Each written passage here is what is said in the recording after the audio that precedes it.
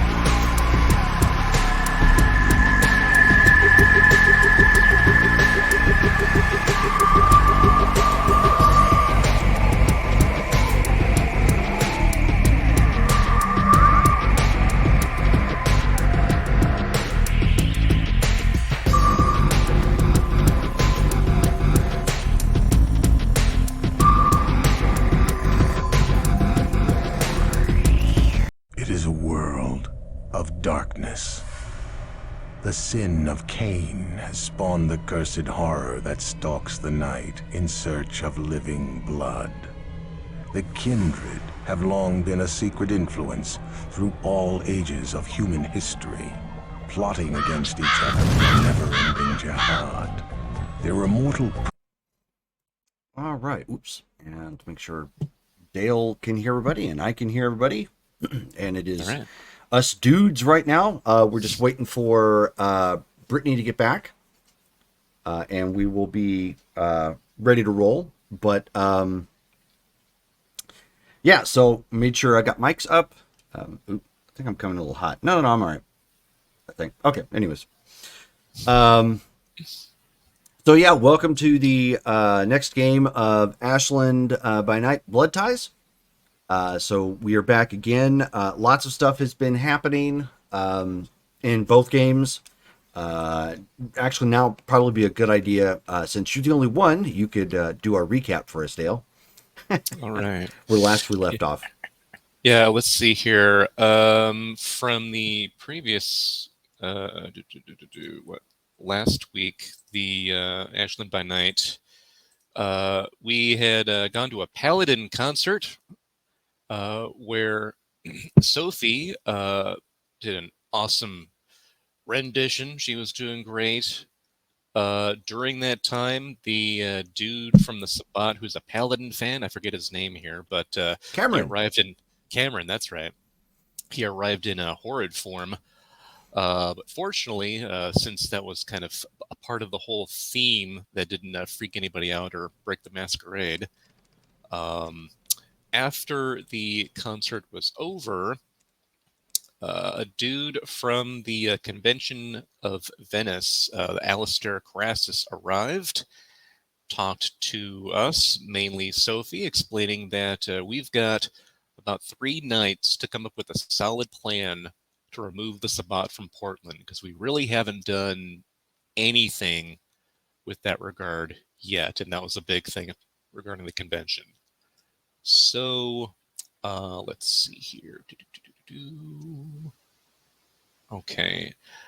Ben got a call from Shannon letting him know that she had went ahead and gone to New Orleans, heard about Ben's uncle passing away and having an estate sale, so she's going to look for possible Cindy fetters amongst those things and be back within a few nights.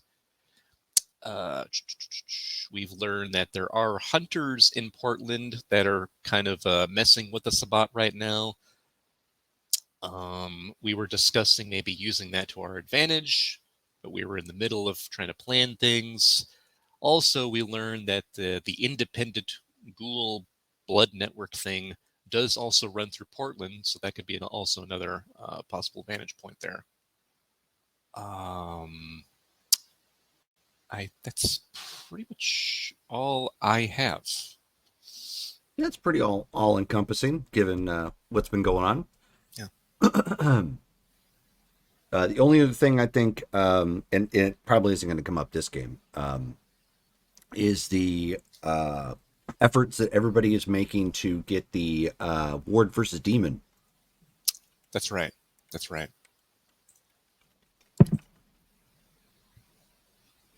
So there is definitely that. Yep. Good old Stony. Black Rock Bad. Yeah, Black Rock Bad. So while we're waiting for Brittany then, I guess we can go ahead and start off with you. Was there anything in particular you were wanting to do or catch up on or focus on? Let's see here. So... Because I know Ben still has a couple irons in the fire. Yeah.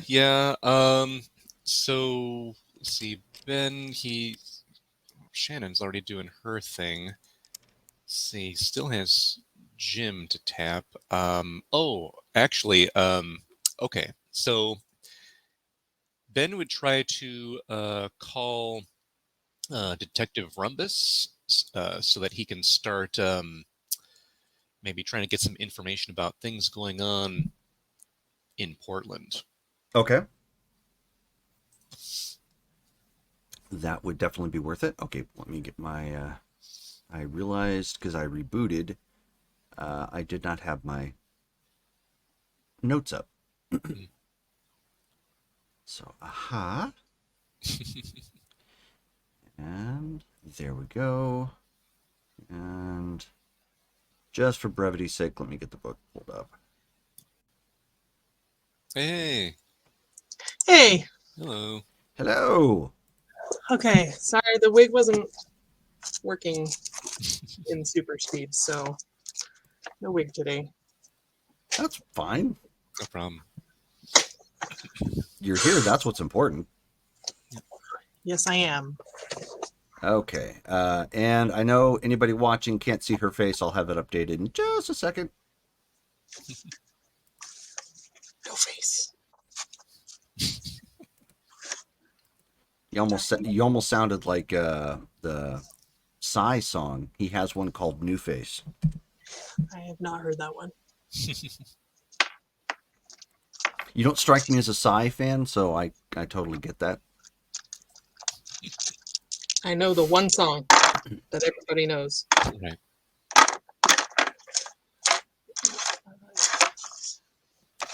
Okay, so there we go. I have dice. I have a sheet. And Shelly says, got to see that beautiful face.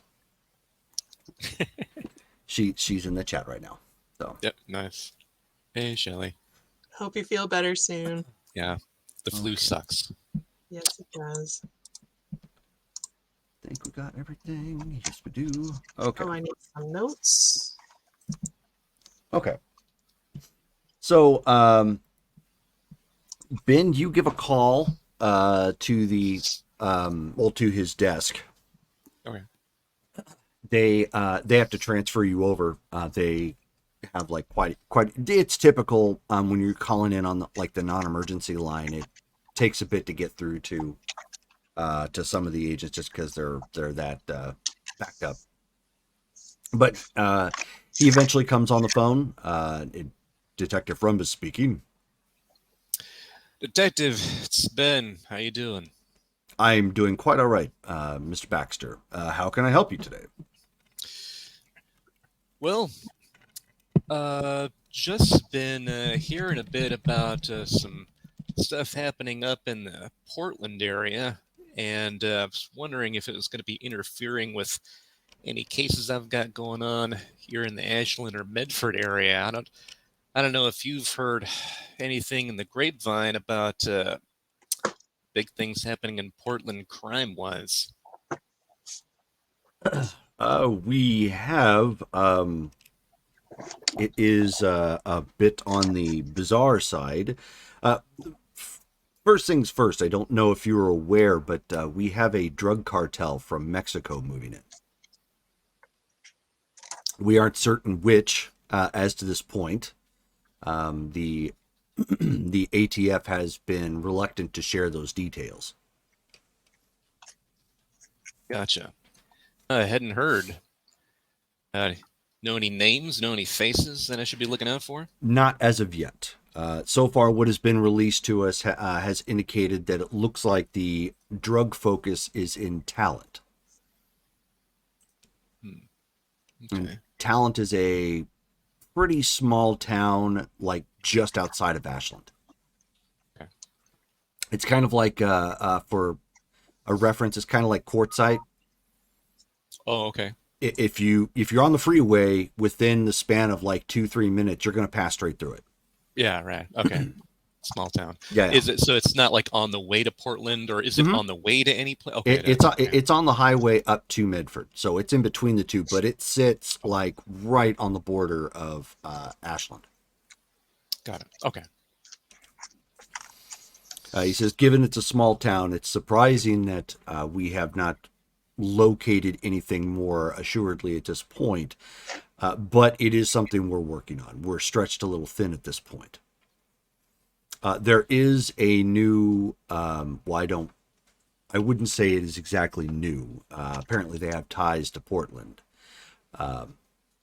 But there has been an uptick in bizarre occultic activity within the city. Really? Wow, and that's getting to your desk? They actually committing crimes like like reading tarot and things like that, or what? No, it started at animal sacrifice, and now it's gone up to what we believe as missing persons. Given the fact that this group is known for their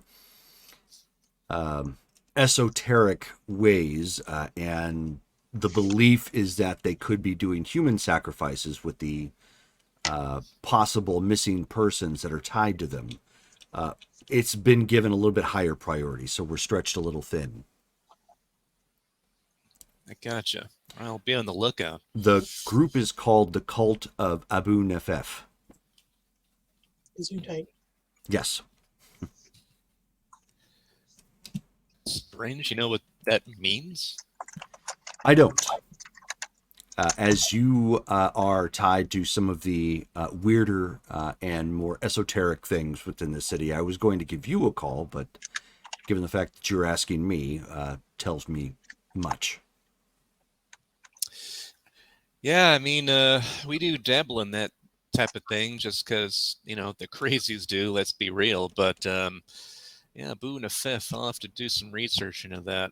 I'll let you know if I come up with anything, but, all right. So they're the ones that might be into this whole missing person animal sacrifice thing. Is any of this, you think, tied to the cartels, or are they separate things? I have no indication as at this point that they are tied. Given the fact that this cult seems to be more European and American based, I doubt it is tied to the Mexican cartels. Gotcha. Okay. I'll take a look into that. If you happen to have any info on those missing persons, I mean, shoot that my way, and I'll be on the lookout while we're doing other things. I most definitely will. Excellent. Hey, and since we're at it, you wouldn't happen to have any connections with the PD up in Portland, would you? If any of my stuff goes that way, I can let them know that I know you. I'm on their side, type of a thing. We do. It's always unofficially departments attempt to work together to Sure. solve particular crimes. All right, was there somebody individual that you were looking for, or just wanting to know in general? I mean, I'll tell you what. I know you're a straight shooter, and I trust in you. So, I mean, anybody that you trust in up there, I'll have their back too. Well, should you find your way up to Portland, you may want to talk to a Detective Silver. Detective Silver, got it. Any particular department she's in? He happens to be just a detective in the general beat. Tends to work more the SVU style crimes. Well, I think that's all I had. Thanks for the info there, Detective. And yeah, I mean, keep in touch, all right? Of course. All right, hang up the phone. Okay. Let's see. Okay, cool. I post in the group chat. Has anyone heard of the cult of Abu Nafef? Okay. Well, Trudy, you get that as well. Bling. I will ask my people. Yes, I've never heard of it. So I didn't mention it before because I was actually right in the middle of a scene. Shelly redeemed some points initially for Brittany to re-roll. I take it the next one that she's given, since Dale's the only one here, Dale will get a free re-roll as well. Sweet. Make sure to mark that down. Yep.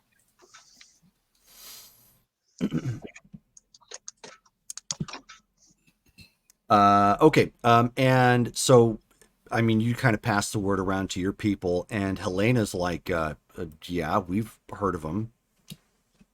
What do you know? She says it was a cult that was led by Juliet Washington. And Why does that name sound familiar? she, from what we understand, or at least from what information that I picked up on, she was responsible for a lot of the problems in Portland.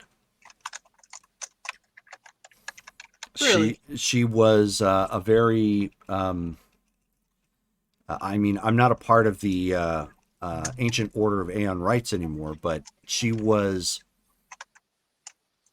a gifted sorcerer, but I guess pretty haunted, or maybe demented. I didn't know her specifically, but I know that she caused everybody quite a bit of problems, and the rumor is she may be tied to demonic activity, which is one of the reasons why she caused so much problems for the city.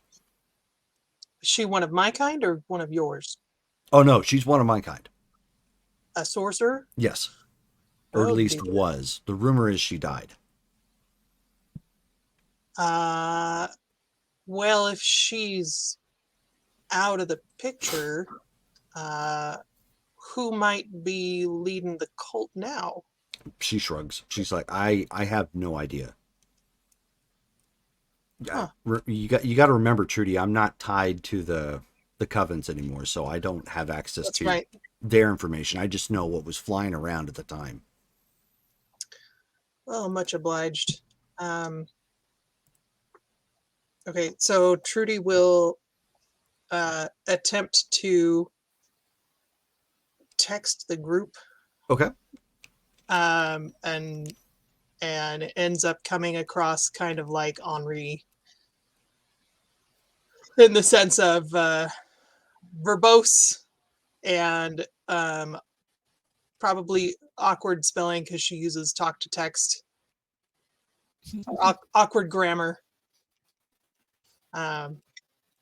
So, and in essence, that her people say that the cult was led by a Juliet Washington, and that person was responsible for a lot of the demonic activity in the city, and is rumored to be dead. And we lost Dale. Oh. Really? He doesn't want anything to do with Where? demons. He's out. Yeah, you're kind of going robotic there, Dale, if you can hear us. Oh, I can't Okay. see or Pop hear up. him at all. He's not visible. Oh yeah, I can still see him sort of. Weird. Pop. I can't hear him at all either. Okay. So now I think he's rebooting. What did I miss earlier? Oh, just a recap. And It was just a recap from where we're at with game. So Ben's were- just working on cases. Yeah. Literally, when you came in, we were just starting to run a scene. Oh, okay. So you had great timing.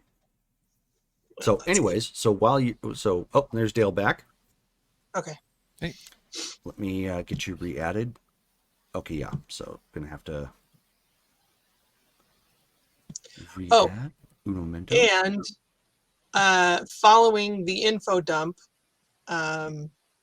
Trudy will say, the fact that you're asking cannot be a good sign.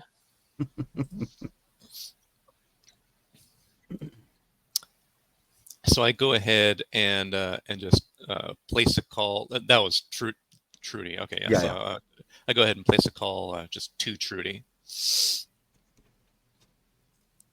Okay. I will answer the So phone. after right after you get done with your verbose, verbose text.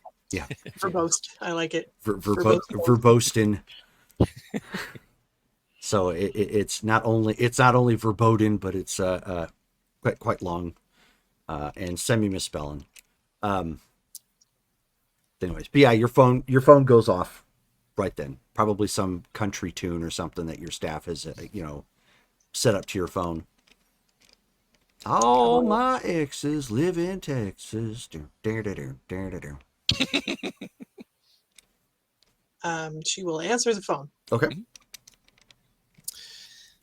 Hey, Trudy, how's it going?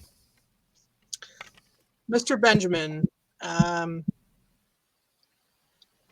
you working a case?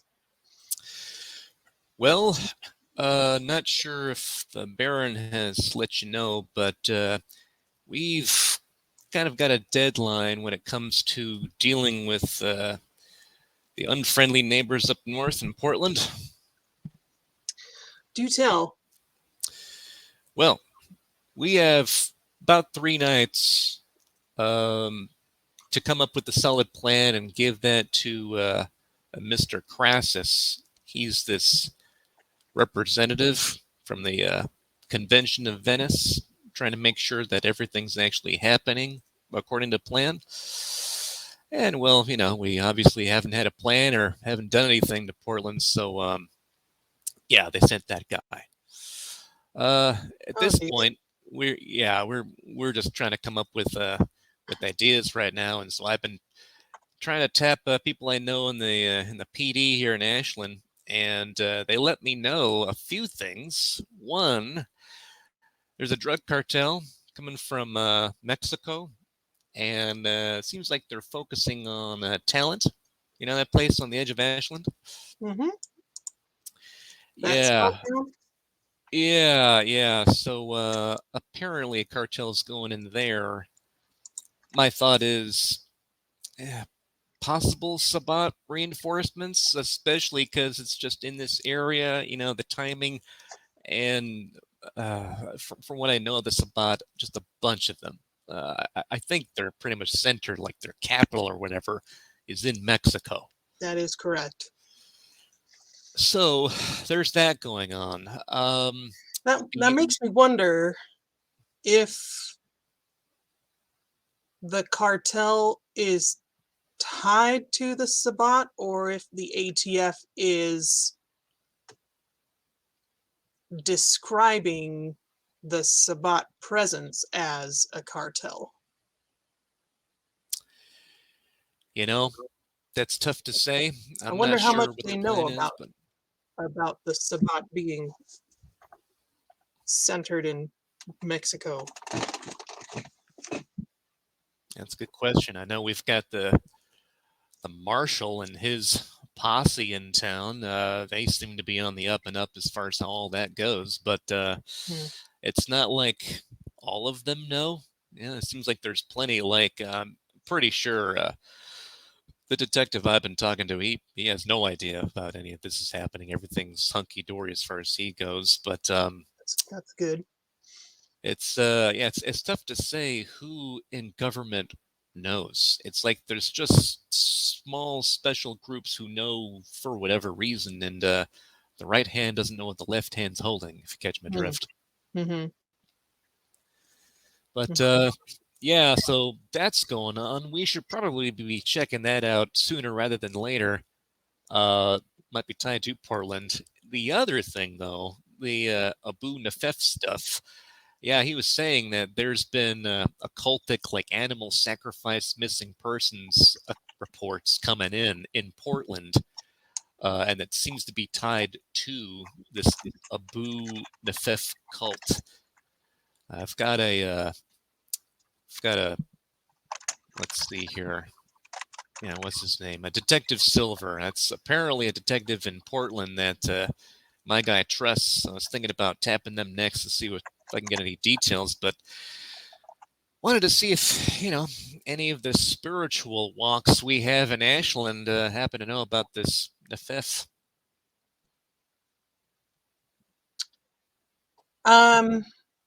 Is it just you working on your own tonight? Well, you probably guess saw it on the group chat. I'm just hanging out trying to figure out what to do right now. We're all kind of figuring this out on our own, then kind of reconvening, it seems. Well, why don't you come on over to my place? I'd like to fill you in on some things I've been working on. Will do. Dragonflugel or some other spot? Oh no, my actual home would be most convenient. I will send you the. Oh, I guess I'll just tell him the address, because Trudy wouldn't text an address. Right. She's right. already on the phone. Okay, so she'll tell him the address. Cool. All right. Be there soon. All right. And then Trudy will hang up and go inform her people that Ben is coming over, and we'd like to kind of rehash the details of what we're working on where Portland is concerned. Okay. You're breaking that all down, to your group and whatnot, and Agaya starts to sneer, and she's like, "He's not bringing that thing over, is he?"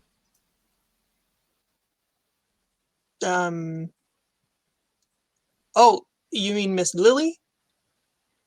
I don't think she is coming tonight. So she's kind of rolls her shoulders a little bit. She's like, "Okay, I don't want it in my house." Fair enough. But I know we need to give you some time, but I really think you'll come to like her once you get to know her a little better.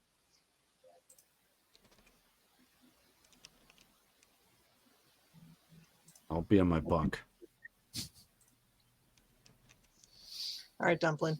She just kind of like sullen walks out, sort of thing, just disgusted at the idea that it's even close enough that a Tremere may be in her home.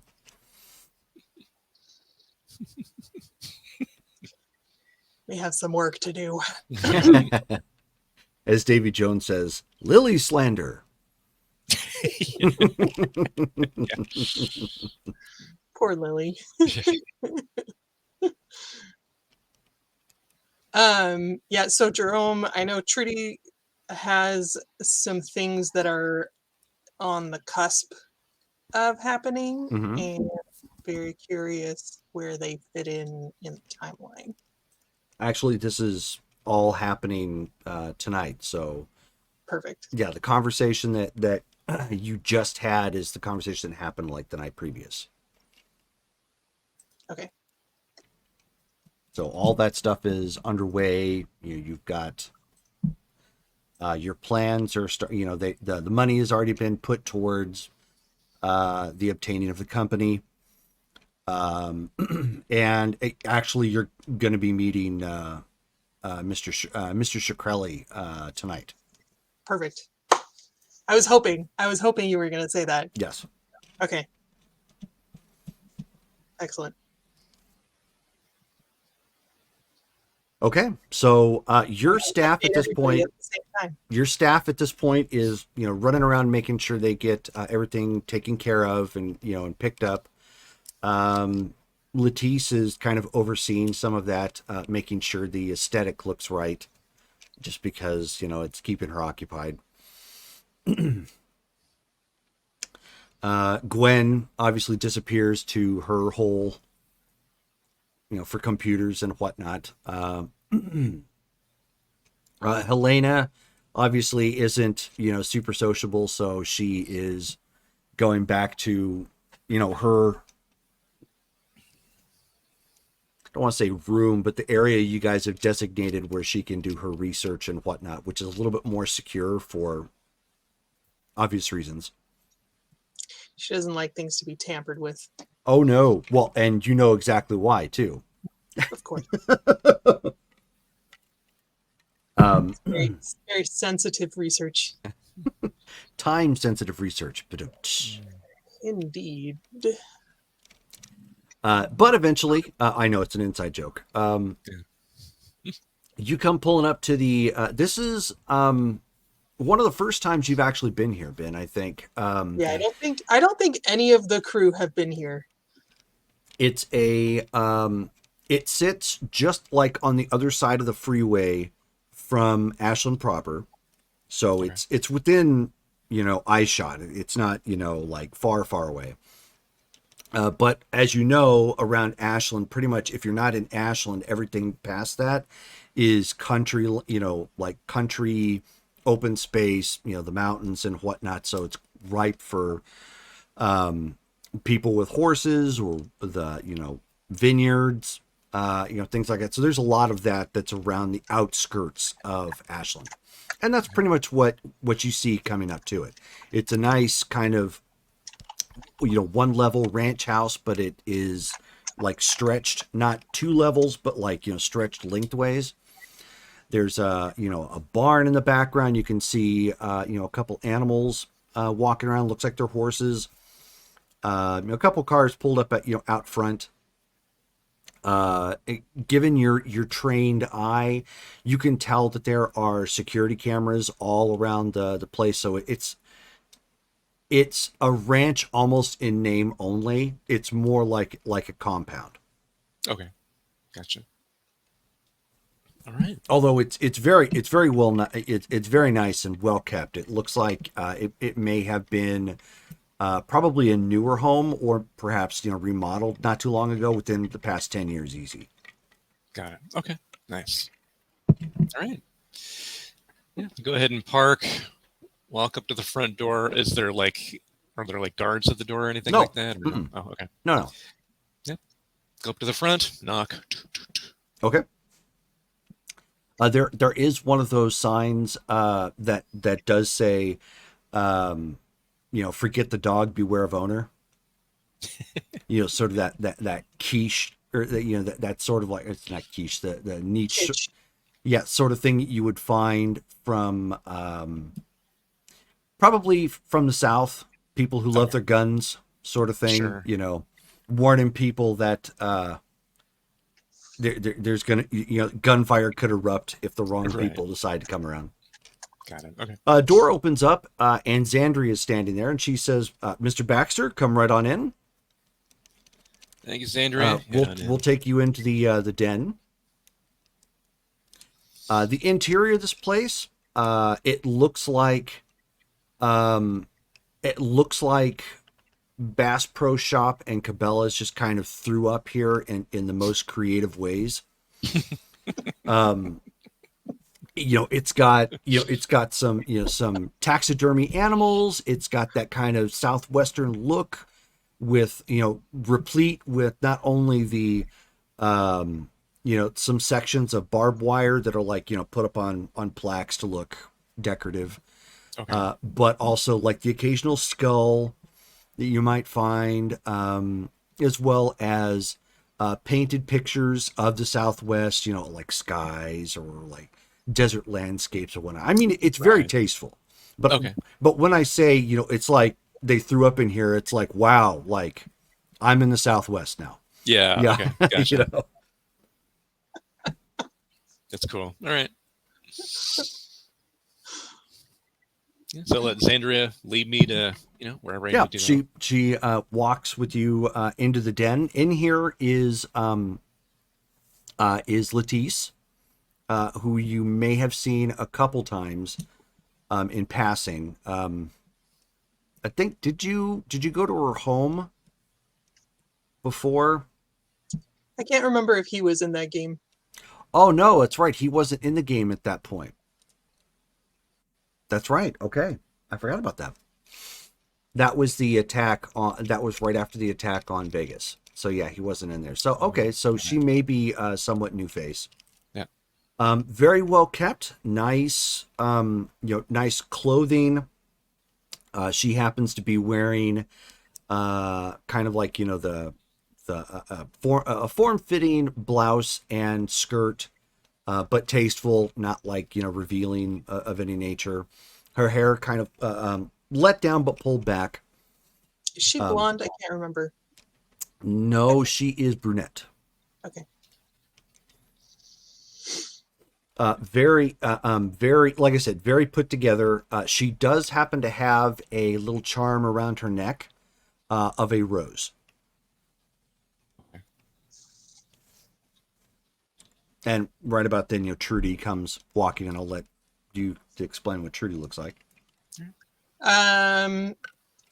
So Trudy is like 5'2", has platinum blonde hair, pinned back in a chignon, very sleek and businesslike. She wears tweed Chanel skirt suits with pearls and cowboy boots. Got it. Okay. That's her usual business style. So Trudy comes in and shakes your hand. Yeah. Mr. Benjamin, have you met Latisse? Don't think I have. No. Latisse, this is Mr. Benjamin Baxter. He one of the anarchs here. He also has been working as a private detective. Oh. Well, she extends her hand as well. She says, "It's nice meeting you. You're the sweeper, I think." You got Is it. that okay? And she says, "I'm not directly tied to anything, but I try to keep up as best I can. I'm staying here with Trudy." Gotcha. Latisse is a dear friend, and you may, for context purposes, you may have heard of her in relation to our former big bad of the North, who is no longer with us. Gotcha. All right. Is anybody hungry? Can we get drinks? I can go for a drink. Latisse is like, "Of course." And then you hear the stomp, stomp, stomp, coming down the hallway. "Me first." Anything specific? Um. I.e., Yeah. do you have a restriction? I mean, you probably would never do this, but like, just no prostitutes. Just Oh, heavens no. Okay, good. All right. No, then I'm good. All right, that's interesting. But who am I to comment? And be just a moment, and she'll ask one of the staff to bring drinks. Has Agaya entered the room? Oh, she went to actually go get the drink directly. Okay. Make it 4, would you, Dumpling? I'm a servant now? Fine. And I'm gonna step out for a moment and see if Seth or Xandria is handy, just to ask when things are expected. Yeah, Seth is actually in the room with you, but just Oh. like quietly waiting. Xandria is, of course, tending to the rest of staff and making sure Okay. everything's okay.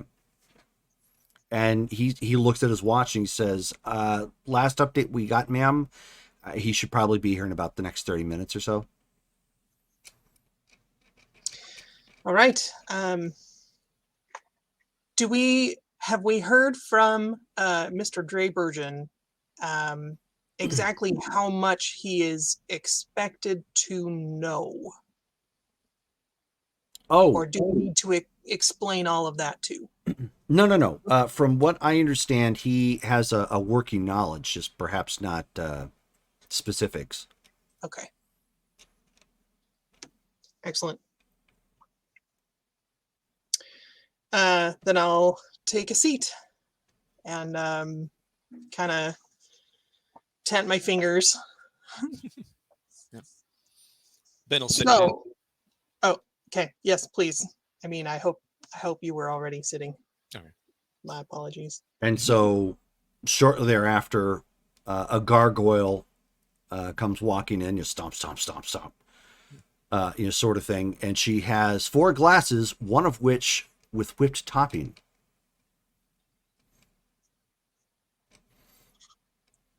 I hope that's not mine.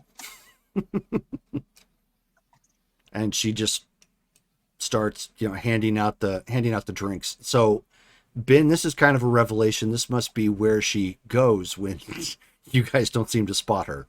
Right, exactly. Yeah, I And didn't know a gay was hanging out at your place, Trudy. Interesting. Part of my little family out here. she's wearing a black shirt with the words Paladin emblazoned across it. It's a concert shirt. Gotcha. She takes her drink and chugs it. She gets like that foamy mustache sort of thing because she's got hers was the one that had the whipped topping. I assumed so. Yes. Huh. You can handle was that whipped cream or something else in your drink? It's whipped cream. Oh, so you can eat that and you're fine then. It's light enough. I might throw it up later, but it tastes good. Oh. All right. Learn something new every night. So she just kind of shrugs and looks around. All right, so I have a number of things with the wheels turning, but where Portland is concerned, I've been feeling a sense of urgency as well. I don't mind letting you know that I've had an arrangement with the sorcerer covens up there. Basically providing them arms in exchange for them keeping tabs on Sabbat presence in the city. Unfortunately, our intel has kind of gone cold when the ATF moved into town. It sounds like things have gotten quite a bit worse in the recent going on. Oh shoot! Let me refer to my notes.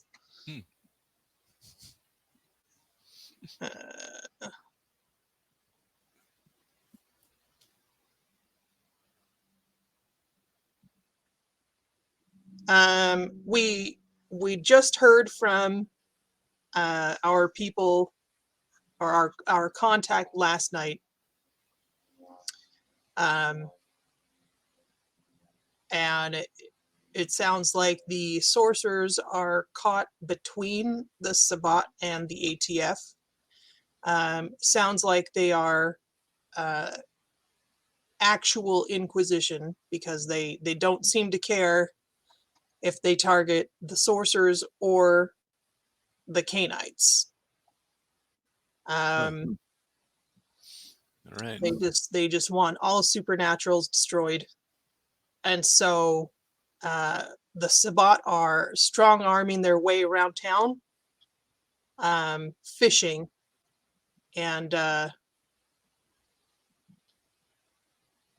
haven't checked the news today, but there was we had some intel that there was something big being reported on today.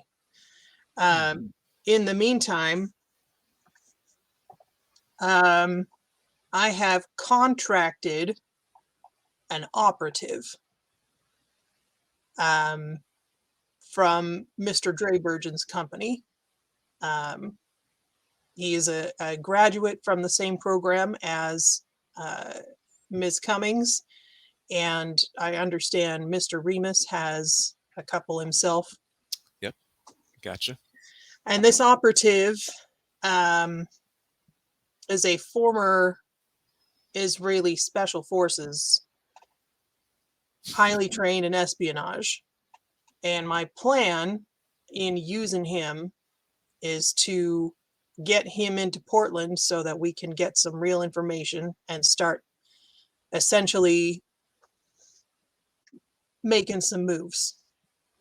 I've also recently put in for purchase of a company that the city of Portland works with that specializes in traffic barricades, so that we will have access to subtly reroute the streets as needed. As to specific plans, we don't have any yet, but we've now got a few resources at our disposal to help things along. Mr. Shkreli is expected at any moment. Got it. Well, yeah, you have been busy as a bee. That's fantastic, actually. Hopefully, you've been keeping the Baron in the loop. Somewhat. We've been trying to keep you all apprised through Ms. Cummings, but a lot of this has only recently come together, so you won't have heard of a lot of that. All right. Fair enough. It's a neat idea, getting the traffic barricades. Yeah, that's pretty simple. Don't need anybody in the upper echelons of government for that. If you're just plopping down the horses and stuff. Huh. All right. Nobody thinks twice about traffic cones. Yep. Easy or to set up. construction workers. So Yeah. plus it's an evergreen business. True. Yeah, I guess you're gonna be better at the whole business financial end than I am. But hey, that's excellent. That's really gonna help out, I think. Man, yeah, I didn't know the Inquisition was involved. We had heard that there were going to be some sort of hunters, but we weren't sure which kinds. I wonder if there's more than just Inquisition. Have you heard about the recent? Well, they're a type of hunter, I guess. There was this guy we met not too long ago, an explosives expert, survivalist. He has this online handle, Pete910. Don't know that much more about him other than he has powers where he can turn anything he holds on to into a vampire killing weapon. Oh dear. Yeah, so seems like he has got friends too online. Don't know the exact web address or anything, but yeah, that's a new thing. I've heard rumors like years back of dudes supposedly doing that, but I never knew if it was just rumor or somebody had a magic spell or something or whatever. But no, we also know the guy went through a lot of bunk with the Sabbat, and he got his powers right after that bunk. So probably means something. I don't know what exactly though. So just if you haven't heard about that or anything, just be careful. If you hear about any weird abandoned buildings, make sure they're not like tripped with explosives when you go in them. Oh, that's lovely. This is forte. I'm going to turn to Seth and say, does that sound familiar to you? Not in particular, no. That's news to me. Think we could have Gwen dig around? I'm sure. I don't see why not, especially if it has like an online presence. Yeah, if you want to check out his work, the Dewdrop Inn up in Medford, bungalow number 7. Don't go in it. Don't open the windows. Don't open the door. Use other senses or whatever to look inside. You'll see what he does. Oh, all right. Noted.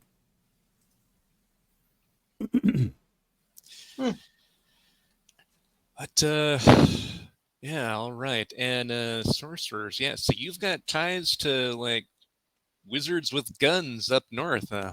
Well, Pretty good.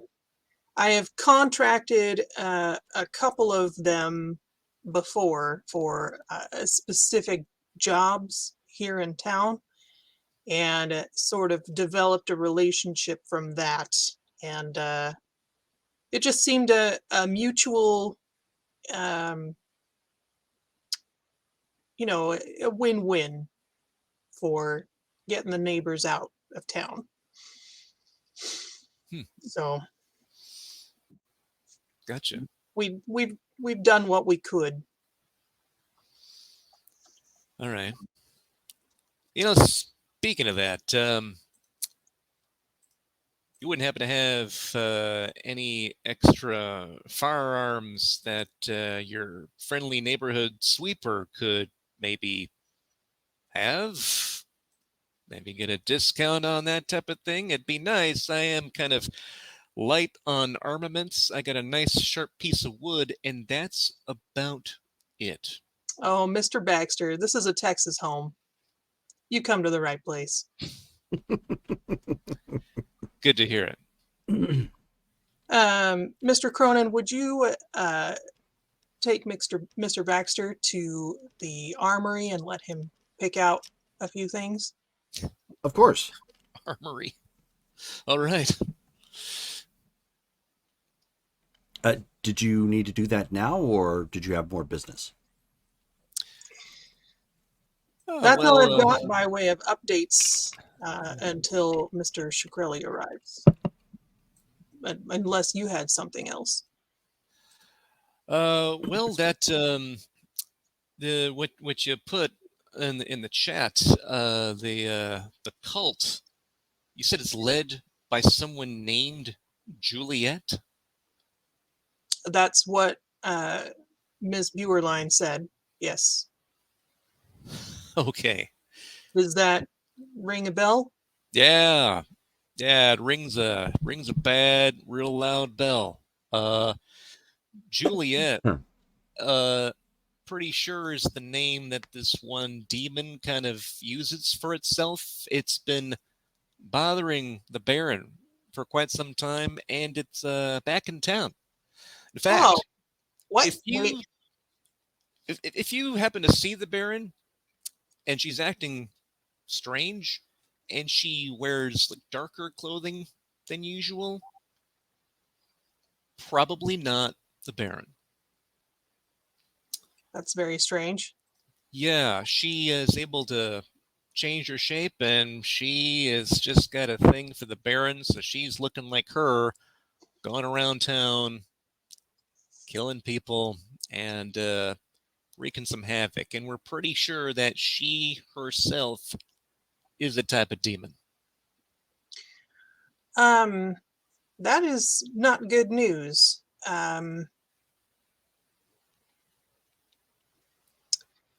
Didn't know that we had demons here in town. Is that an active, um, are you working on that, or is that something else we need to add to the list? It's another thing that we're kind of adding to the list that we're also dealing with, because that's not just one. We got two. So that Juliet, they demons, but they call themselves fallen angels, like they were literally angels, who went against God way back when. Some of them want to make amends. Others apparently just want to see the world burn. And guess which one Juliet is? I think I can guess. Yeah. Fortunately, there's this other one, calls himself Kamel, who, for the time being, is on our side, thinks he knows how to deal with this Juliet, who calls herself something else. They've got these angel names, I guess. Um, and yeah, so we've got some irons in the fire trying to figure that out. We've got to gather some doodads for a special type of protection ward against demons. that once that's up in the right place at the right time, then Camille, the good guy fallen angel, I guess, fights her and does something to her. They're apparently tough to kill. Or at least kill and... No, I take that back. Not that tough to kill, hard to keep dead. Because I did kill Juliet, and she's back. They can just kind of apparently float to another body and take it as it's dying. That's another thing. Excellent news. Yeah. It's a lot, and I know you're dealing with the Portland stuff, but again, weird, dark Sophie, probably not Sophie. Keep her head in a swivel there. There's the two fallen angels. Juliet's probably one of them. We've got Camille, who's on our side. They're working on that stuff right now. We've got a few of our more magically inclined working on that. Not me, because unfortunately, I don't know a ton of that yet. I really have to take a crash course in that stuff. That's a new one for me too. Do you know if this dark Sophie Juliet person is still... I suppose we wouldn't know if she's still in cahoots with the cult itself. Have you watch her movements or anything? No. Oh, where she's going? No. The coming and going. Wait, what were you talking about? Nothing. Nothing. No. So yeah, no. It's essentially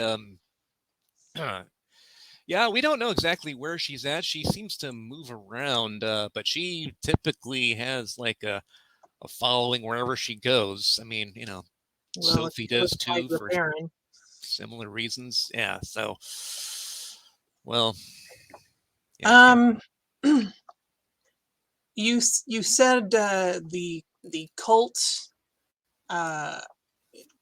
has ties to missing persons and animal sacrifices. I haven't heard anything through the police here, but do you know if that's something that we've been seeing around Ashland too? No, specifically that's been Portland. I was asking my his name's Detective Rumbus, Ashland PD. He seems to be a pretty straightforward, straight shooter type of dude. Knows what he's doing. He's by the book.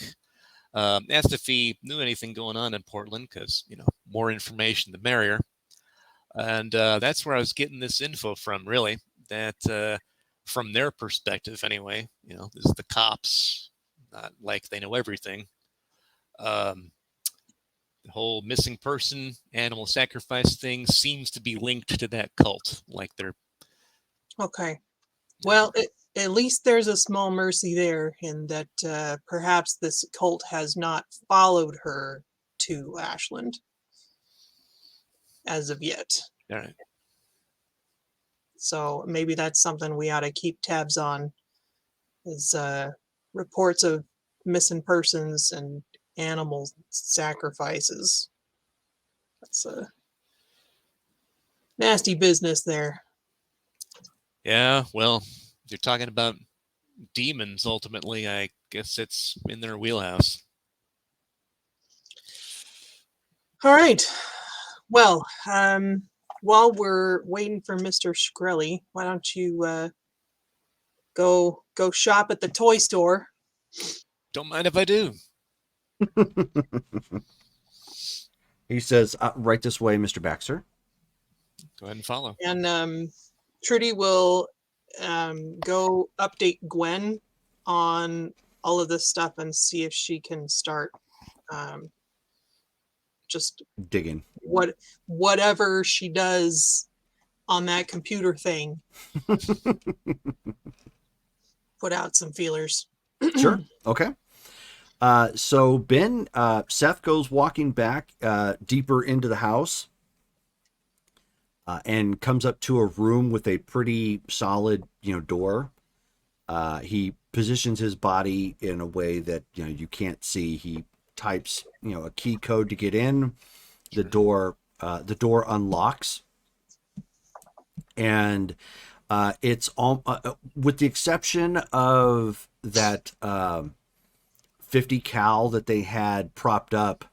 It's almost like walking into that store in Boondock Saints.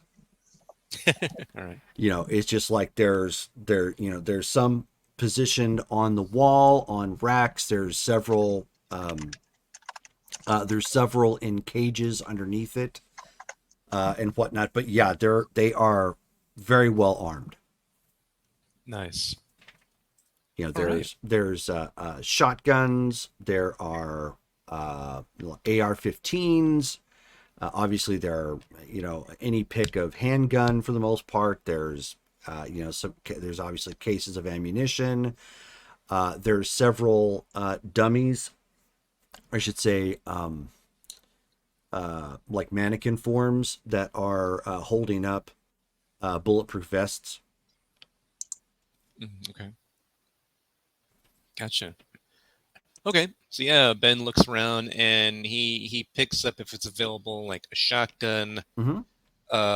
with a loadout of shells and like a heavy pistol with Okay. maybe an extra clip's worth of ammo on that too, if available. Sure. Cool. You get all that. So go ahead and write that down. Seth ends up pulling out a separate box, and he says, go ahead and take these as well. Just know that if you load it up into your shotgun isn't going to last much longer. What kind of shot is this? Dragon's breath. So, fire and brimstone and all that? Right. When it positively, absolutely needs to die.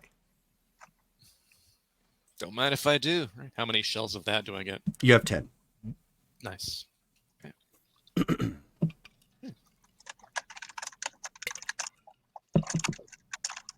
And do they have like multiple vests? Like if I took one, would they be out of vests or like? Oh no. Are there plenty? No. There's several in here. Okay, I'll take one of those too. Okay.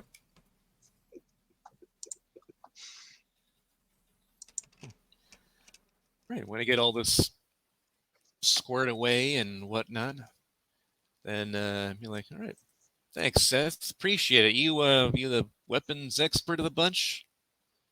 Of sorts. You can also talk to Xandria about this, and he takes a moment to jot down a website address. He says, if there's anything else that you might need, you can access it from here and just place an order. Got it. Wow. Good outfit. Excellent. Appreciate it. No, not a problem. Happy to help.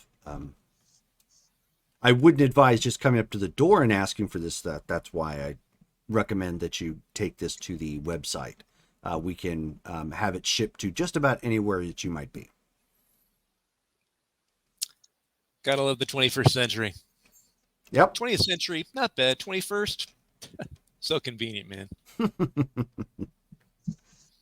And at that point, Trudy, you end up hearing a knock at the door. And Xandria goes to get it.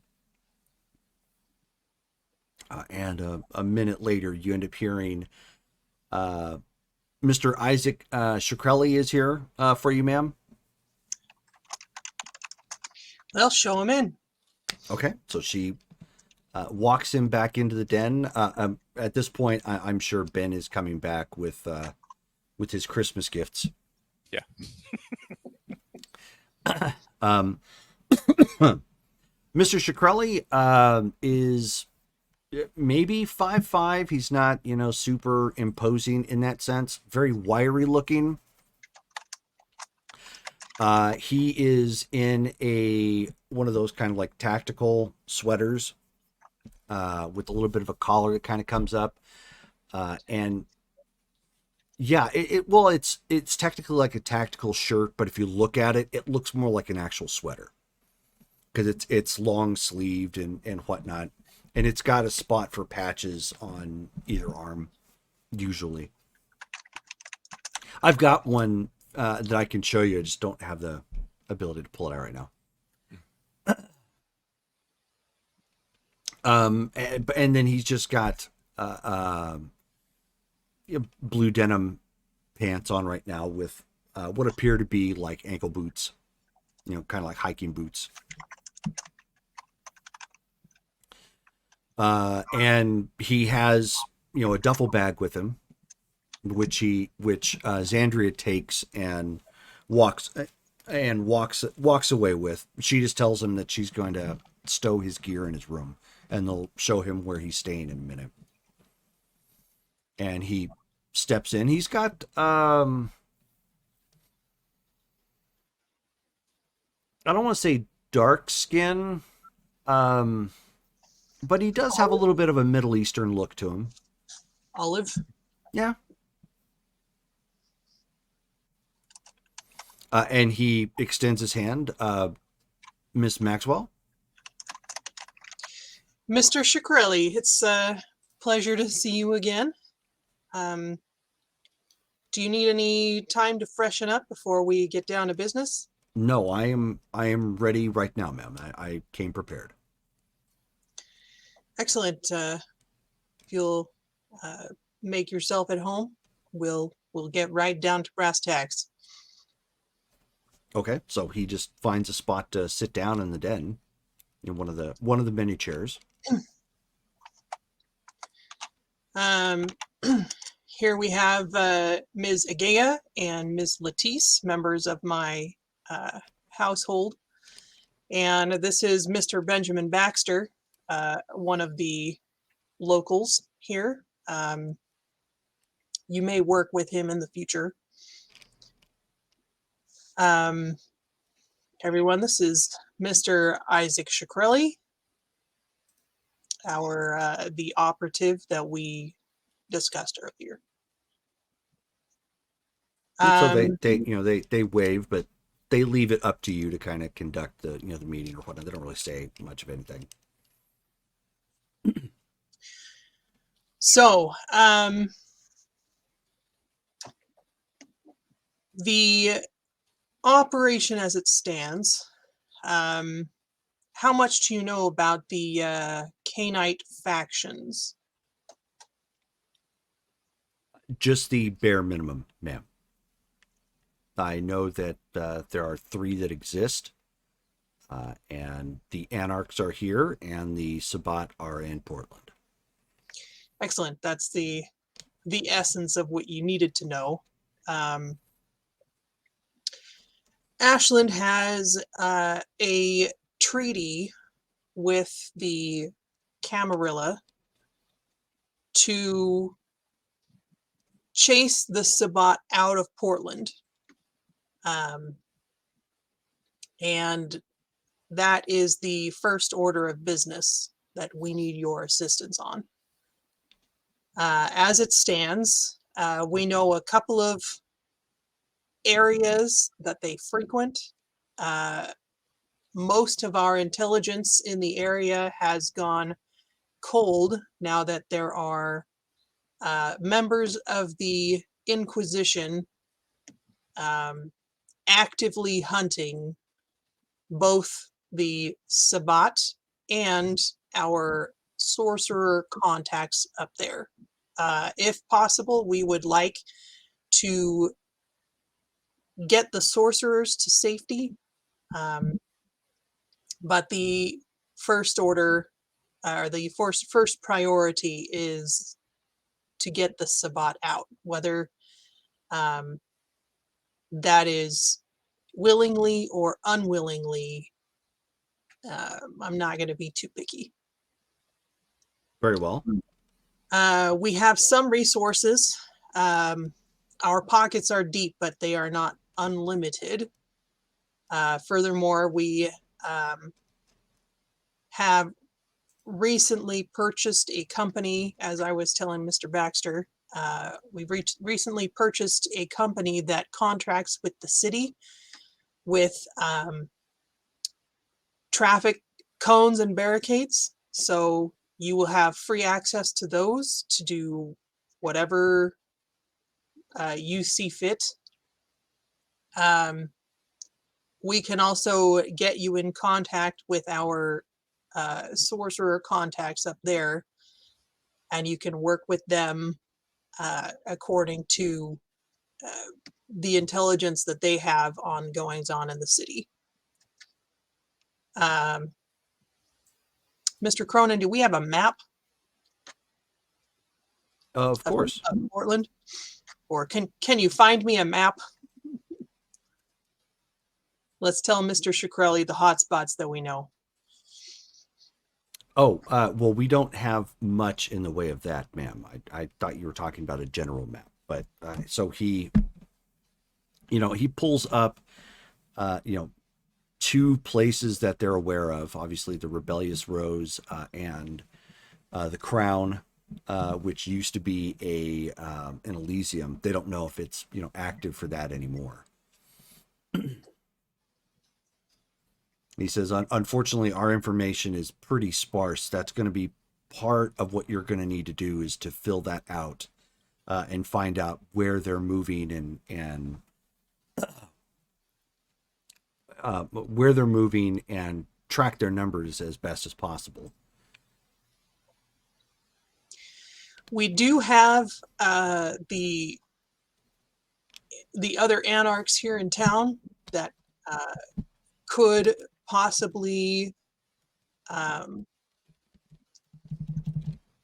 perform certain operations up there, but be aware that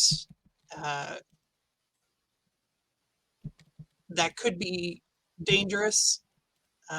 Obviously, we don't want to break cover, and they are known, so that could be an issue, but it could also be a benefit.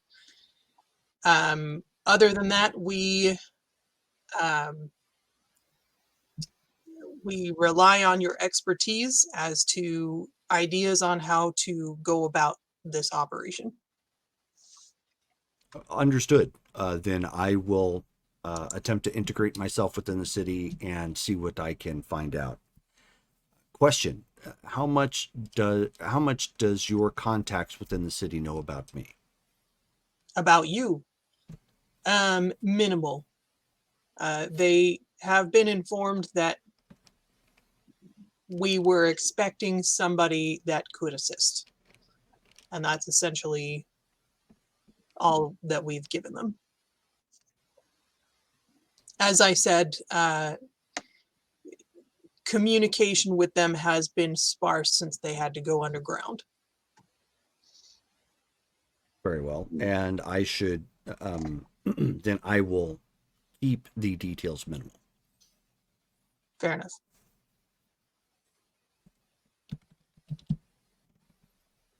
Davy's over here like, every time I see a closed road at this point, I'm going to be questioning it. It's vampires? Yeah. It's probably wise. Yeah.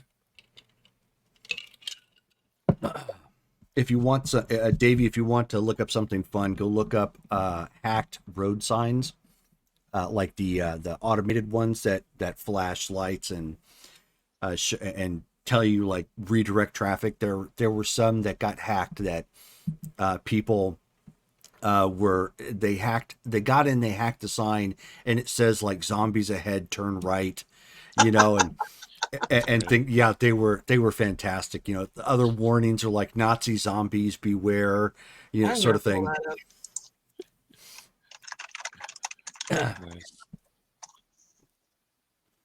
Work is canceled. Yeah. Warning, dinosaur on the loose. Yep. Great. So, Mr. Shkreli just taking this information in at this point, and just nodding and listening. He says, then if it's all right, I'll take the next couple of days to get myself acclimated and then get up there as soon as possible. Of course. if you don't have any questions for now, we can show you to your room and give you a chance to get settled. Of course. And at that point, Seth, escorts him out to go show him his room.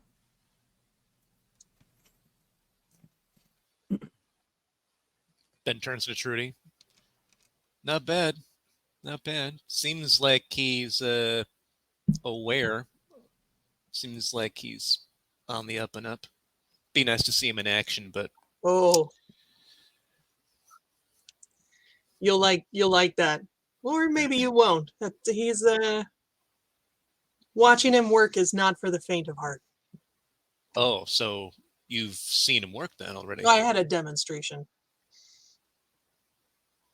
Okay. I believe Mr. Draybergen called him a pyrokinetic. Pyro, that like fire then? Okay, we got another flames in town. That's great. Agaya, what did you call him? Oh, she kind of tuned out, with everything going on. She says, "Oh, you mean a pyrotic?" No, you had some weird bendy thing. Oh, you mean the show you haven't seen? Yeah, that. She said I thought at first she was talking about like a firebender. Oh, okay. Yeah, I heard a little bit about that. All right. Yeah. Well, yeah. It's strange how many of those types of people just exist. Man, how nice would it have been to just be born with a power? Well, it sounds like it could be a curse as well as a blessing.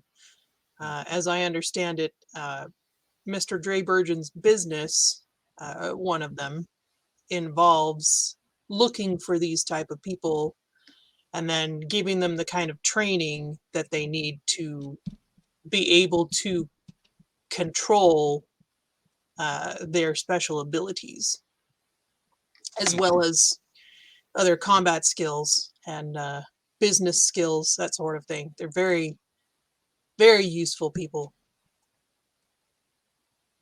Seems like it. Yeah, I haven't heard the kid complaining about Liam or Eleanor. So, yeah, they were really handy in fighting that werewolf. Not invincible, but yeah, they can still pack a punch. They are still human for all of that. Well, all right. Good All deal. right. Glad you got somebody working on Portland. Awesome deal. So hopefully in the next week or so, we should have, oh, you said 3 days. Yeah, that's the thing. We need a solid plan in 3 days. So if it's going to take him 2 to like kind of get ready, hopefully he can get some sort of info within the 1 day. He's not just like, getting acclimated or whatever. But granted, he can't be the only source of information. I think we're going to have to do a few other things. But yeah, everyone's just kind of running around like a chicken with a head cut off at this point. Yeah. Okay. Well, what else do we have? Let's see. Well, we've got the fallen angel thing going on. We've got Portland happening. I am still trying to narrow down information with regard to a case that I have. I don't know if you care, but if you do, there's this missing person, Bridget Laurent, also known as Madame Rougeau. We've spent some time and effort even having a medium help out to talk to a ghost that was in this lady's house because she went missing. Well, found out from the ghost, she's dead. She was killed. Oh, let's see. Would that have to do with the cult? That's hard to say. I don't know why it would be that way, but it didn't seem very ritualistic. It was like a hit. 2 to the head, 1 to the chest. Like a modified Mozambique drill. Normally that's 2 to the chest, 1 to the head. Make sure you put down a target, minimal amount of bullets fired, typically point blank range. He modified it. So either he's just really good at shooting or he's got training. Interesting. Have you come up with any kind of a motive? That's the weird problem. No, not yet. And he pulls up his thing. He takes a different notepad out because the other notepad was special. He takes a different notepad out and he's looking for what's his face's name? Darn it, where did that go? He's like, yeah, I have the name of this guy. I wrote it down. Don't think it was The guy that shot the woman? Yeah, let's see. We actually got that name. Yeah, Dale. Literally. Oh, here we go. Oh, here we go. Yeah, Israel Guevaro. Ring any bells? Mm-mm. It does I not. can even show you. Still got a photo of, well, kind of grainy, but a little bit of a photo of what he looked like, or at least what he was wearing the day he was kidnapped. And he pulls out his phone, pulls up the image that Bennett got, and shows that to Wait, Trudy. this Mr. Guevara was kidnapped?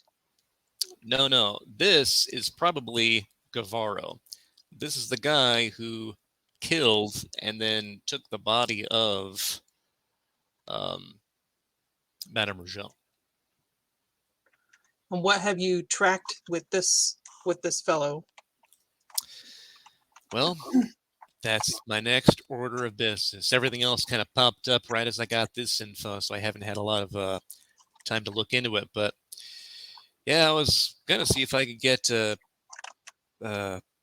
Damaris, Lambs Damaris, because she can do this scrying thing, or if she gets a name and a face, she can locate people. I've not had a opportunity to ask her yet, but I don't know. Do you have people who can locate shady characters like this one in the area? Only my computer person. Gotcha. Well, we do know that this guy was apparently Madame Rougeau's one of her clients. She was a medium also, and apparently an actual one. Like she actually had power. And this guy was one of her clients. We know that. Went to her a few times. Don't have information beyond that, though. Interesting. Maybe he told her something he didn't want to hear. Possibly. I mean, I'd have to find the guy to get anything else. Tell me about the medium. How did that go down? Yeah, we have a new Giovanni in town. Came by 1 or 2 nights ago. She's not directly tied to the Giovanni in town, but they're all connected. Of course, that just seems to be how that family works. That's right. I did hear from Malcolm that they've got a new face staying at the Cedar House. Yep. Yeah, she that's her thing. Apparently, a while back, she used to be one of those who would hold seances, and that's like where she made a lot of her money. Well, she can literally talk to dead people. She's even got one as a friend that follows her around. But yeah, no, she was a great help and talked to the one ghost that was at Madame Rougeau's house. Apparently, Madame Rougeau knew how to create wards or barriers or keep things in or outside of her house. And when she got one of these ghosts in there, that was probably a bad timing thing because that seemed to be when Israel arrived. Blam, blam, blam. And, well, that ghost was stuck there from that point on. And, Wait, so she corralled the ghost right before she was killed? that seems like it from what I can put together. Because, What was she doing with the ghost? like she apparently does this sort of thing for helping other people talk to them. So I don't know if she was doing this for herself or for another client at the time or what. The ghosts, unfortunately, didn't have a ton of info.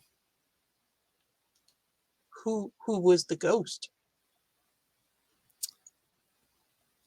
Again, not a Is ton. are they still there?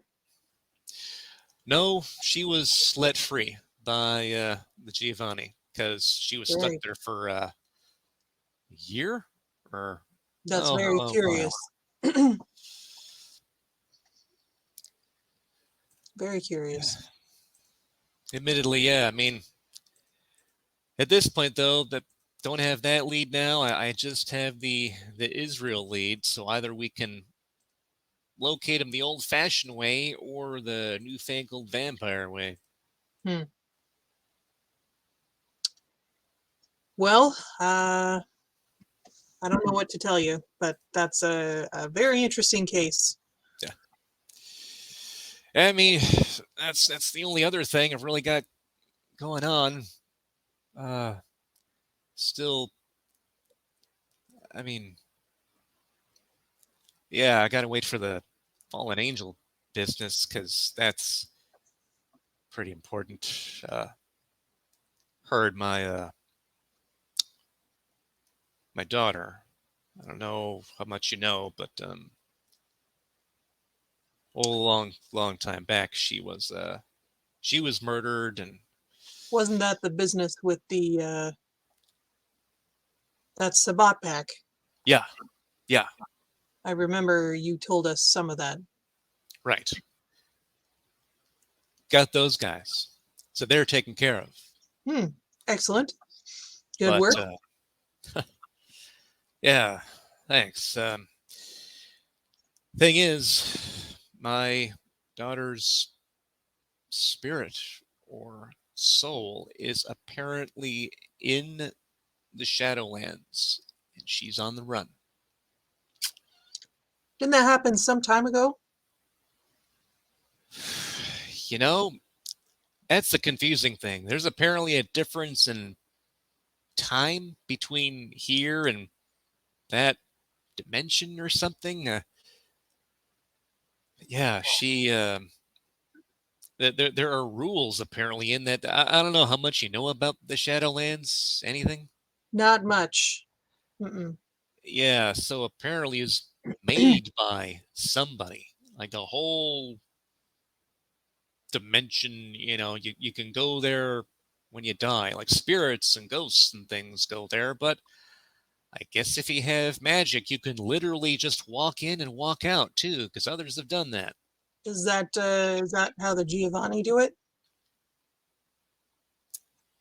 Maybe. I haven't asked him directly, but Yeah, yeah, I I mean, try not to ask too much about family business. It's one of those boundaries that we have. it's probably a good thing. I was aware that there's some sort of society on the other side.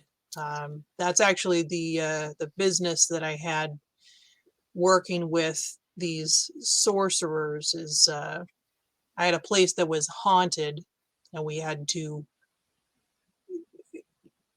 get them moved out so that my business was not sabotaged any longer. And the sorcerers are the ones who I worked with to make that deal. So Gotcha. Wow. All right. Good to know. They know a little something about the Shadowlands and ghosts, I Specific, suppose. as I understand, the covens all have their own sort of specialty, and it was a specific one that deal with wraiths that I was working with. So that's all I got. What place was haunted? The cannery, Oh. big, a big old historical building, former cannery. Now it's been converted into a bunch of little shops downtown. Got it. Huh. Yeah, lots of that going on. I wonder if that's because of the Giovanni, or that's why the Giovanni have set up shop. I get the feeling that this is something that just happens everywhere, but certain areas have a higher um, concentration. I think certain places the veil between our um,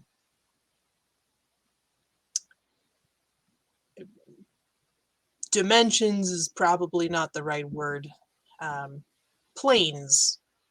Certain spots have a thinner veil between planes, and I, if I recall correctly, the wraiths draw their sustenance from emotions or something, and so the thinner the veil, the more easily they can draw that out from this plane. So that's my understanding. It's all very nebulous. I hear you. I've been just Out of learning this stuff myself too, a little and bit out of my depth here. whew. Yeah, I just knew I was getting complaints from the shop owners and the customers, and wasn't good for business. gotcha. There seems to be a lot of them in the area that can just move things, like the ghost that was in Madame Rougeau's house. It could move things around, like here. That's how I was able to communicate with it the first time a while back, but having a medium I, talk directly to her made it I easier. I think Mr. Vinny can do that, but I don't think just anyone can do that. I don't know. This is about as much as I know about how that works.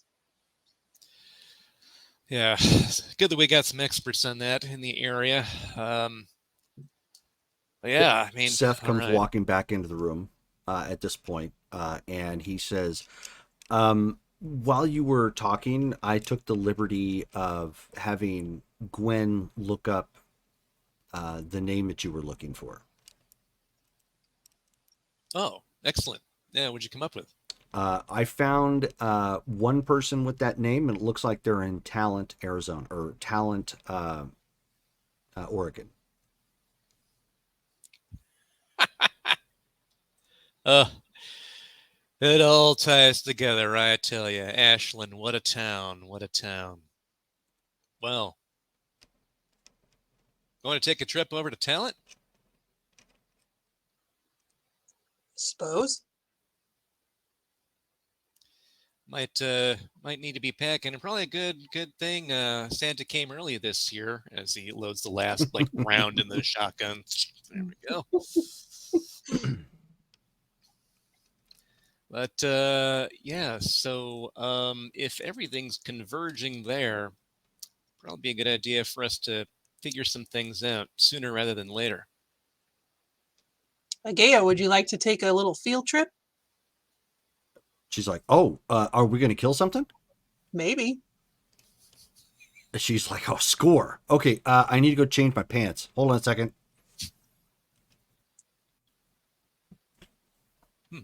She's got killing pants? It's news to me. Right. Seth goes and gets a a weapon and whatnot, and he says, "I'll have the car ready in just a moment." Guess we're driving together. Fine by me. And Uh, Agaya comes here running back out. She's got actual pants on this time that aren't quite so beat up. Wear nice pants. The nice pants are the killing pants. Gotta dress up for those murder parties. Yeah. Your best. Okay, then I guess we'll head out to the car. Okay, so you guys head out to the car. It doesn't take obviously terribly long. Just a quick trip onto the highway to get into Talent. Like I said, not a huge town. Its biggest hotspots are right off the freeway. It's got like a truck stop. Sort of. Well, it has a truck stop on either side. It's got a couple rows. What's that? 3 stop signs in the whole town. Yeah, something like that. Yeah. One of the things that works out to your benefit, obviously not to Talent's benefit, but to your benefit, is that Talent is still suffering from the wildfires. So there are parts of Talent that are still showing as if they're burned. That's where I remember that name from. Is because Talent was on the edge of the property that Damaris burned up. Okay. That's right. Okay. So there's like a mobile home park that is still like mostly thrashed. There's a couple buildings in town that look like they sustained fire damage. But otherwise, I mean, there's not much to this place. With the address, as you guys come rolling into town, the address is actually to what appears to be like some mom and pop carniceria. Okay. But it has 2 stories, so it's possible that maybe somebody is living on the story above it or something. Got it. Okay. I'll let you take point. This is your business. Appreciate it. So yeah, get out the car, start walking up. Anybody else like roaming around, or is it just kind of dead quiet right now? No, it's pretty quiet. It's obviously nighttime at this point. There's only one street light kind of shining down. Okay. Pardon me. And it's not a whole lot going on. I mean, it's a small town, so you don't have cars driving back and forth or whatnot. Okay. The most activity is just coming from the freeway as people are passing through. Cool. All right. Does the place look like it's closed or open? The place is definitely closed. Okay. All right. So then go up to it and looking around to see what their security is like on the doors and windows and all that, and I'll use heightened senses when I'm looking around for that as well. Okay, go ahead and roll. Difficulty 4. Sweet. Because you got your heightened senses. Right. Will I be using? I guess it doesn't matter actually. I was gonna say one or the other, but same die pool. 7.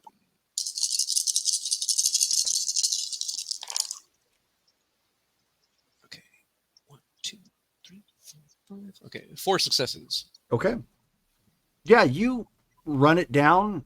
You can see that they've got a sign clearly posted ADT, for security. So that means they probably have some sort of protection against like just the random breaking of the window, which would set off the alarm. There's obviously like a magnetic connection on the door so that if it, opens prematurely when the code is, or when the security is set, it will eventually set off an alarm. Do I find any spots that might be weak in the security, or would I have a way to defeat one of those things without setting off alarms? If you can get up to the second floor, it doesn't look like that security is extended to the second floor. So that may mean that the only way to get up into the second floor is probably inside somewhere. So they didn't, like alarm, set any alarms for the second floor windows. Okay. And there is also a fire escape around back. Okay. So I turn to the rest who are following me, and I'm like, all right, so they've got it pretty well taken care of as far as security on the first floor if we want to go in quiet. Second floor is an option. There's a fire escape. I'm going to try that. We might want somebody to stand guard at the front door in case they bolt. Okay, well, Seth is like, I can do that, ma'am. All right. Excellent. All right, I'm heading around back.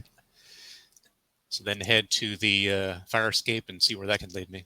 Okay, well, the fire escape is actually up, and you can see that it's latched and locked. Okay. And the way it's locked, it's like you would actually have to exit out the window, out the back, from the back of it, and then unlock it and go down. Okay. Do you need a leg up? Yeah, if you're willing. Okay. And so Agaya reaches over and grabs him by her legs, and flies right up into the air. So like you've got these claws digging into your close enough that it's almost causing damage, digging into your shoulders as she just kind of drops you down onto the fire escape. All right. Land and like, ah. Give me a dexterity and stealth check. Okay. Difficulty 7. All right. 2. And stealth.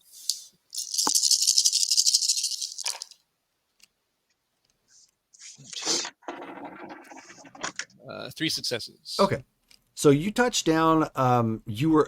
You weren't expecting to be picked up and flown into the air, but you adjusted quickly enough when you fell that you didn't make a lot of noise with the fire escape.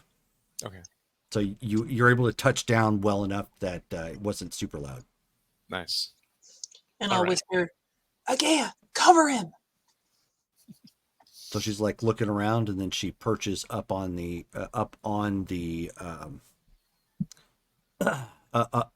fire escape, like she would normally perch on a chair, sort of thing, just like hunched over a little bit, and then you don't see them.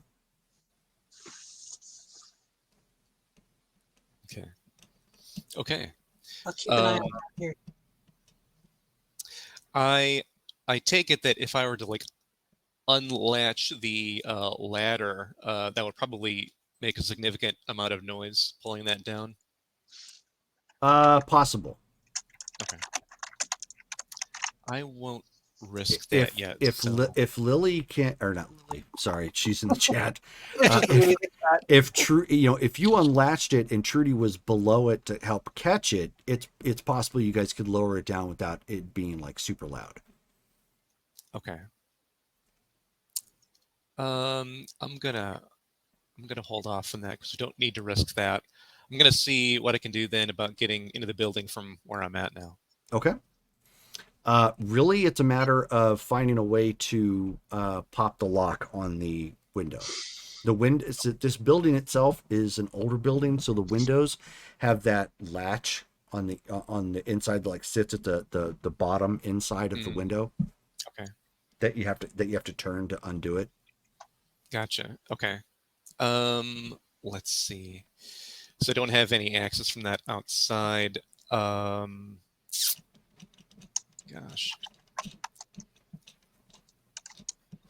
Well,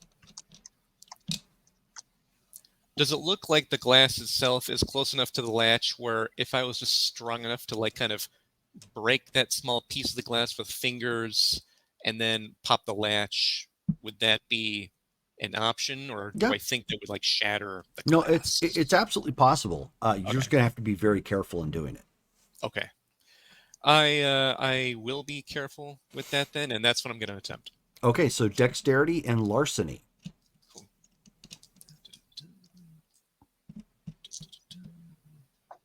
That and that. Okay. I am wearing the Kevlar vest, by the way, just in case that pops up. Sure. It's going to be difficulty 8 to accomplish what it is you're trying. Okay. Ah, sweet. 1, 2, 3, 4, 5 successes. Wow. Okay. So you take a moment real quick with your strength and then give it a solid tap with your finger, and then your finger actually goes straight through, more like a bullet. So there's a little bit of fracturing around it, but otherwise your finger goes like straight through, and you can hear the little tink sound as the glass hit the floor. Okay. Yeah. Go ahead and unlatch it, and then slowly, lift or move the window so I can get through. Okay. So you kind of take a moment to push that through and lift the window up. Sweet. Looking inside, do I notice anything? What does the layout look like from where I'm at? You are in a bedroom. Okay. So with that, it's very obvious that somebody is living upstairs. There's nobody in the bedroom right now. The bedroom is sparsely decorated. There's a dresser. The bed is nice. Bedding looks nice. But there's no like photos or anything, up on the walls or anything, personal effects laying out. Okay. Huh. It's interesting. Does it look like somebody's been in here recently? Yes. The bed is unmade. Got it. Okay. Then I get inside there, and I am rummaging around quietly through areas to see if there's just anything of interest, documents, just anything that I could find. Sure. Okay. Give me perception and investigation. Okay. First, as you're poking around the room, and then after that, give me a perception and alertness check. Okay.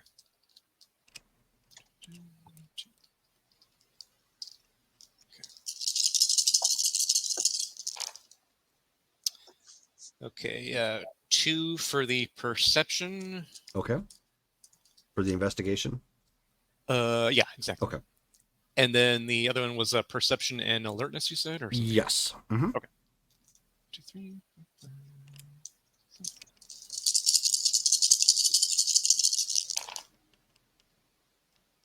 1, 2, 3, 4, 5 successes there. Okay. So as you were poking around in the nightstand that's right under the window that you stepped past, you find a pistol with an extra clip. You find some clothing in the dresser drawer. So obviously, somebody is staying here. And as you poke around, although you don't have a way to get into it just yet, you see that one of the light fixture that's in here looks like it can swing open. But you're not sure how exactly, it swings open. You've just seen it enough to know, or you've seen these sorts of things enough to know that it probably houses a secret compartment of some kind, usually for those gun nuts that want to have like an extra gun somewhere around. So if you just pop it open, somehow it comes open, and then there's like a weapon or of some kind in it. Or okay. I mean, you could use it for something else, but that's usually what they're there for. It's usually like a modified shell for a fixture of some kind that opens up and then so okay. It's cleverly designed enough, but you've seen this enough to know, okay, that's what that is. Your perception alertness check, as you're poking around in here, you can hear a television down the hall somewhere. Somebody's watching some late night programming. Okay. Let's see here. In that case, First off, as far as that like secret shelf, I just tinker with that for a few moments to see if I find a way to like open it to see what's there. All right, give me perception and larceny. Trudy, as you are on the outside, give me a perception and alertness check. Difficulty 7.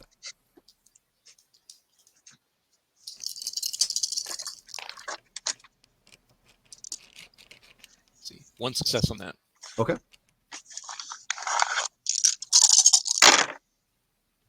Difficulty 7. Difficulty 7. 4. Ooh. Okay. Nice. Okay. Ben, you're able to find the little latch, and the magnetic hold on it kind of lowers down, slowly, and it's another pistol. Okay. So another pistol, another clip, and this one actually has a silencer in there. Wow. Okay. All right. It's not big enough to hold much else. I mean, you could have hidden a wallet in it if you wanted to or something, and maybe some like flash drives or whatnot. It's not super big. So I haven't found any like identifying information or anything of that nature anywhere in the bedroom. No, nothing like that. Okay.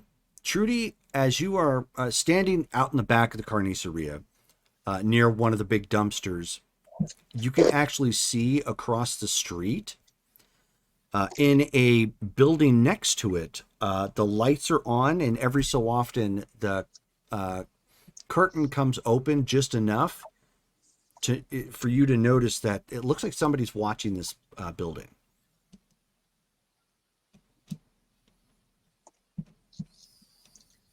I'm gonna act as though I'm checking my phone, but I'm gonna say, again, check the building across the way. Okay. So she takes a moment real quick, and even though you don't see her anymore, she obfuscated.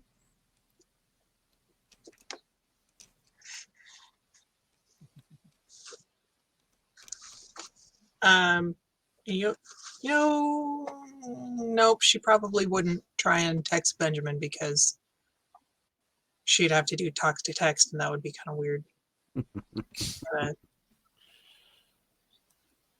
Scene. Okay, so we'll just leave it at that. Okay, fair enough. So Ben, as you are in the room, of course, you found the pistol, or the other pistol with the silencer, and you can hear the TV on in the other room. Okay. Can I tell with this pistol silencer thing, is it set up where if I take it, will that activate something? Is there any type of No. Okay. No. It's just it's basically just a fixture with a hidden compartment. Okay, cool. All right. I go ahead and take that stuff. So I've got both these pistols, the ammo, Okay. the silencer and stuff. And then I stealthily try to like go to the door, kind of peek out, see what it's like down the hallway, wherever the television noises are coming from. It's a straight hallway that spans the entire floor, and it just has doors that go off to either side. Okay. It looks like there's probably enough room for another bedroom in here. Obviously, a bathroom of some kind, and perhaps a closet. So you can see like 4 other doors up here. And then at the end of the hall, where there isn't a door of any kind, you can vaguely see what's probably the living room. So basically what would probably be part of the front half of the shop below it. On the upper floor, that's the living room. Okay. So you can see a light out there, a little bit of flicker of the TV, and that's about it. Okay. Then I'm going to keep being as stealthy as possible, of course, go down the hallway to see if I can check on, like, whoever is watching the TV. Okay. Give me a Dex and stealth check. Difficulty 7.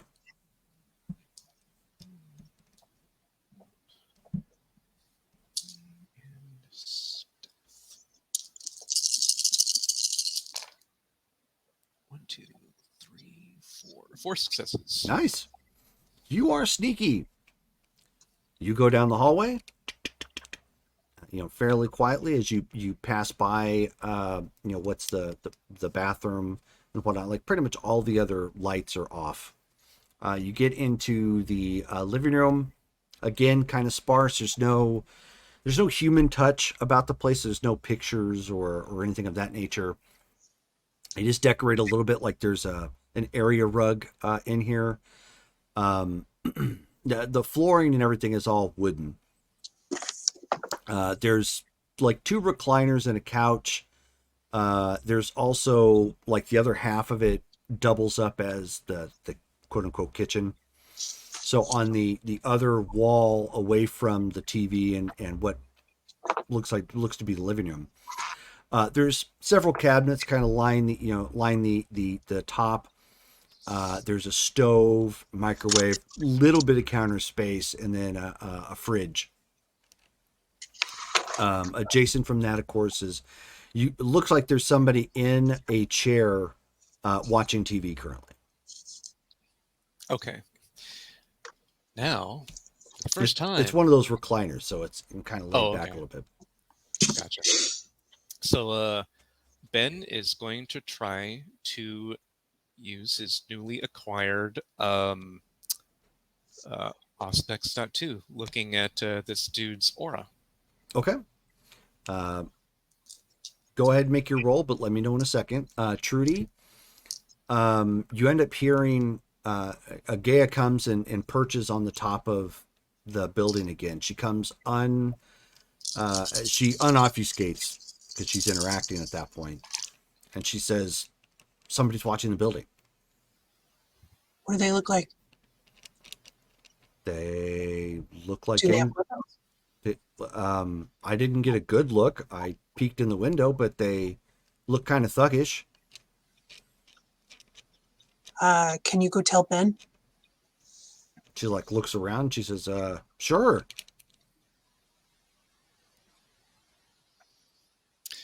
All right, I got 2 successes. Okay. So you scan him. You get an aura that denotes that he's relaxed and happy. Okay. Does it? So it's not like pale or anything. Like probably human. Nope, nothing like that. Okay. All right. All right. So and he doesn't. I take it doesn't look like the picture that I had of Israel, anything like that, or could I tell? Not from behind. You can't really tell. Okay. You'd have to get closer. Gotcha. Okay. Yeah, they'd totally see me if I got closer, probably. So I'll head back to the fire escape. Okay. So you quietly head back down the hallway and almost run directly into Agaya, who appears right in front of you. And she says, Trudy says there's some thugs across the street. Got it. Okay, let's make our way back out.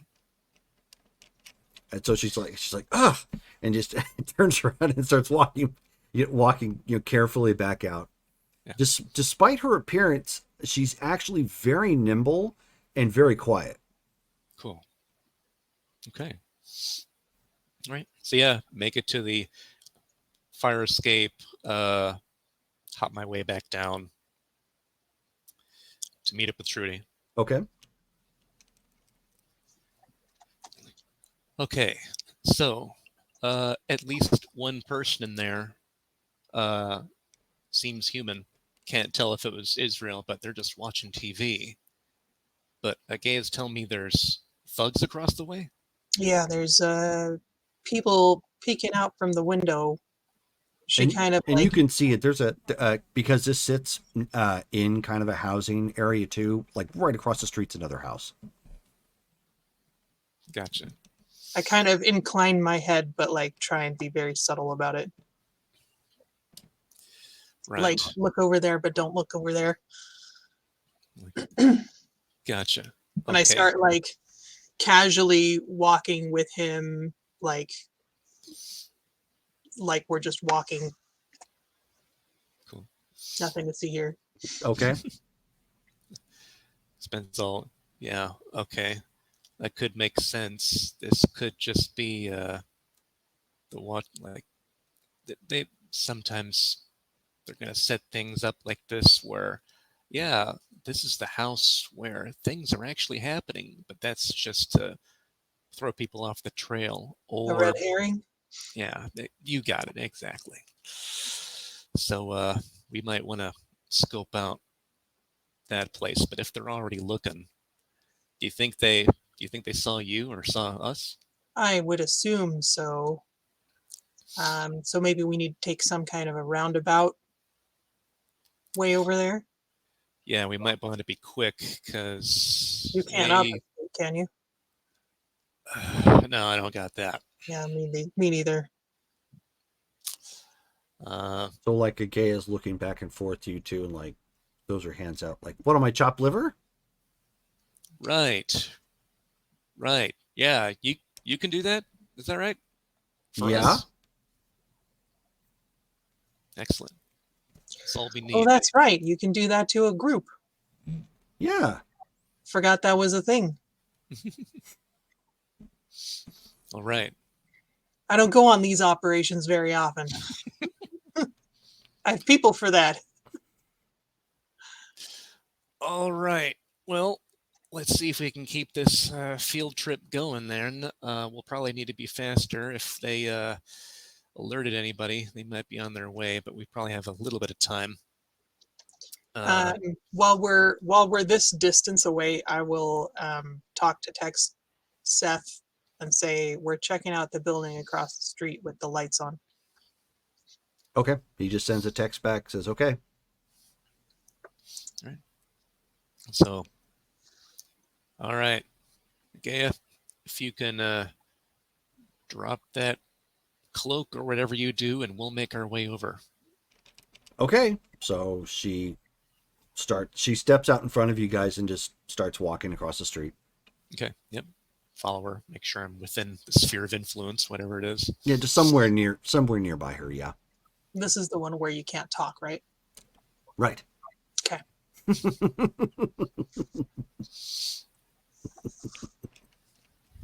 Speaking from experience. What are we going to do? Whoop. Whoop, yeah. Dang it. So you guys walk up to the house. Are you walking around it, or what are you doing? Because I mean, the house itself has a little bit of yard on either side. Okay. Doesn't seem like just a typical. So it's not like the Carson area where it was like an actual storefront. It's like literally a residential house. Okay. Literally a house at the corner. Okay. 1 or 2 stories?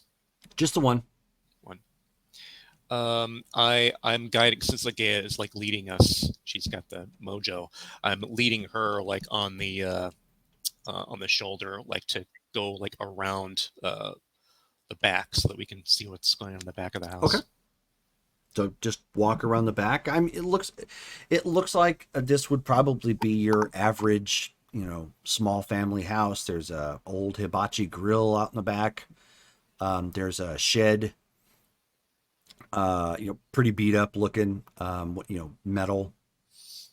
Like the older types you would get at like Home Depot or someplace. It has a door with a couple steps that lead down, into, the back. Or I should say lead up into the house. 2 windows. I mean, it's just a real average small house. Okay. Then when we get to like, and there's like a back door or like a back sliding door or something. Okay. Yeah, just back door. Okay. So when we get there, I'm looking around again, checking to see if there's any like security. Am I gonna alert something if I try to, pick the lock or anything? Sure, go ahead. Using heightened senses with that. Okay, yeah. So that it's a difficulty 4.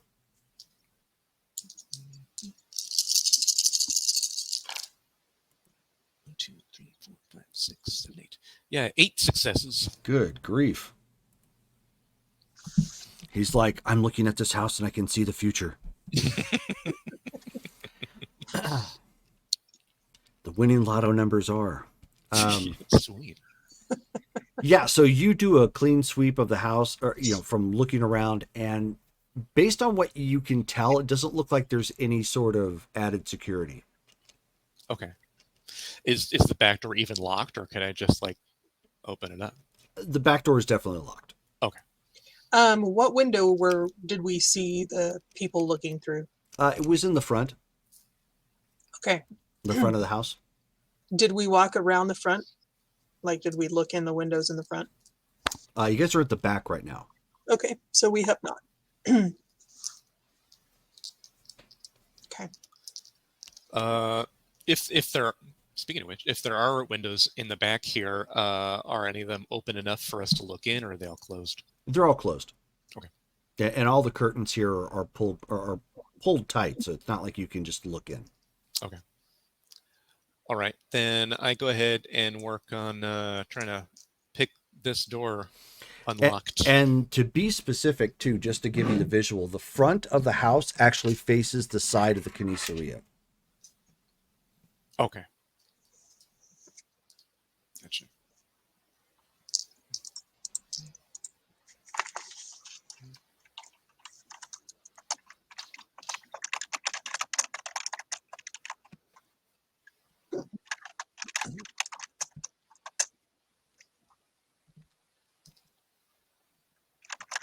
Okay. I'm going to work on then picking the lock. Wait. 1, 2, 3,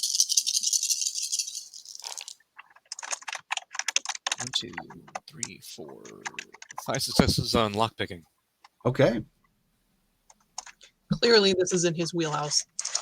Yes. So you are picking the back door? Yeah. Okay. So you pull out your tools. Your tools simply look at the door, and it's Good. like Good you tools. yeah, you pop it, you pop that lock, no problem. Yeah. I'm like, master lock. They're so terrible. Master lock, more like failure lock.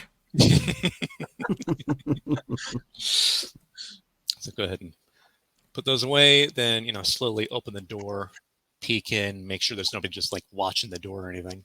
Yeah. So you slowly start to open the door. The back is completely lit.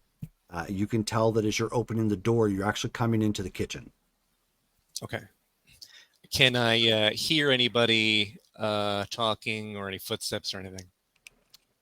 Give me, both of you, give me wits and alertness checks. Okay. And obviously using heightened senses on that. Yeah, can I use heightened Okay. senses also? You sure can. Can, you can't. Yeah. I have that too. That'll make it difficulty 4. Cool. Okay, what did you say? Perception and alertness? Wits and Wits alertness. and alertness. Yes. Wits and alertness. You're doing it on the fly right now. Okay. Nice. 3, 4. Ooh. 7 successes. Wow. He hears all the things. He hears those lottery numbers. Yep. On the wind. Yep. 37. Sweet. Sweet. This is fantastic. I'm getting so much out of this house. So yeah, you can actually, 2 things you hear is you hear a microwave going, and you hear some chatter from the front of the house. Similar kind of setup. The hallway goes straight back from the kitchen through the rest of the house into what appears to be the living room on the other side.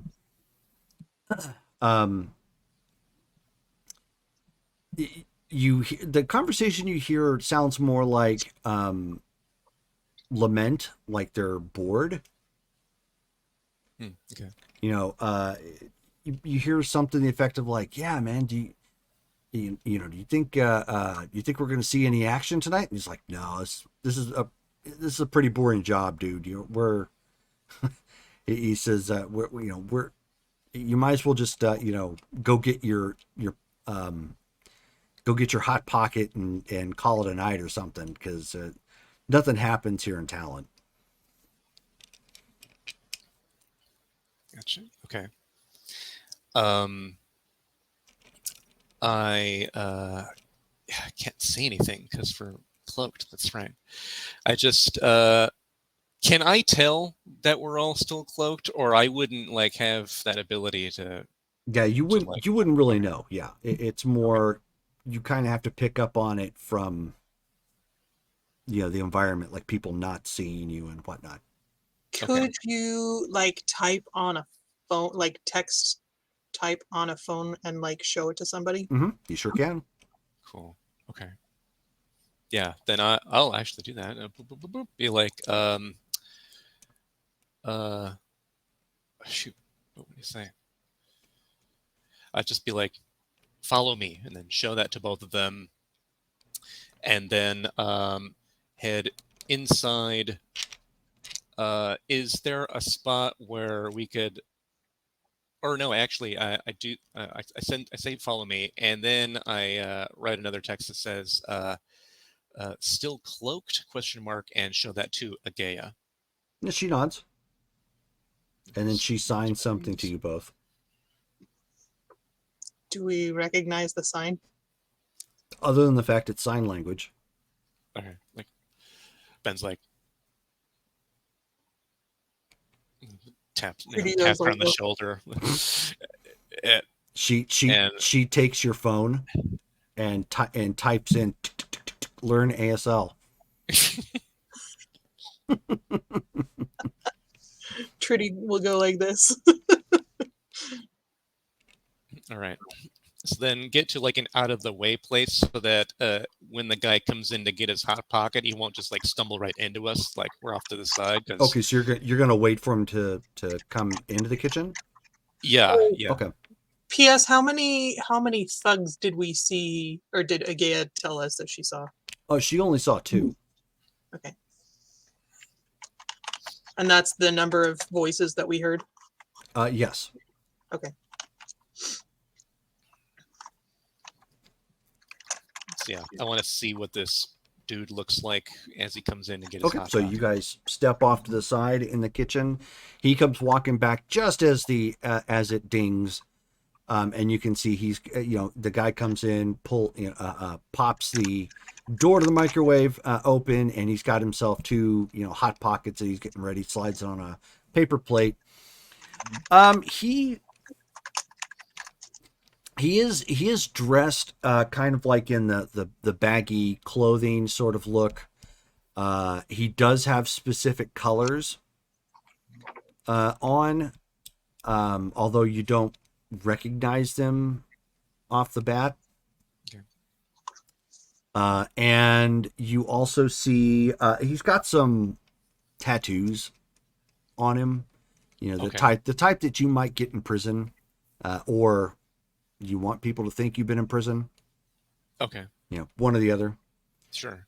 He is Mexican, but otherwise looks like he's kind of relaxed and just getting his hot pockets to to eat, and he goes walking back into the in towards the living room. As he's walking back, just to make sure, Ben's gonna try to look at his aura to see what he's like. Make sure he's just human. Sure, go ahead.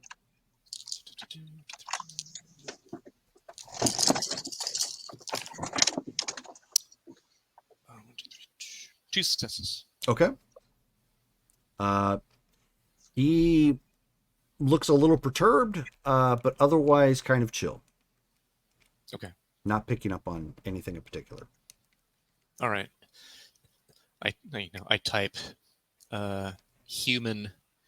Seems like both of them may be gang members. I show that to him so far, so they got that info.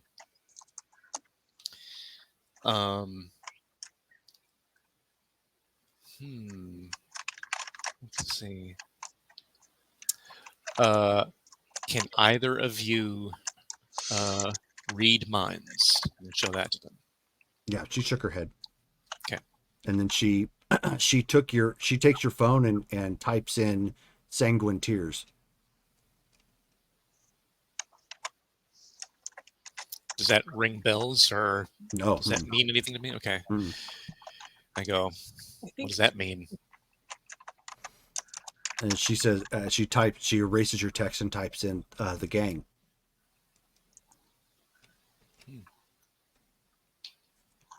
Yeah, Sophie's familiar with them, but I don't think Trudy is. Nope. Goodness, episode 1. Oh, really? Wow. Dang.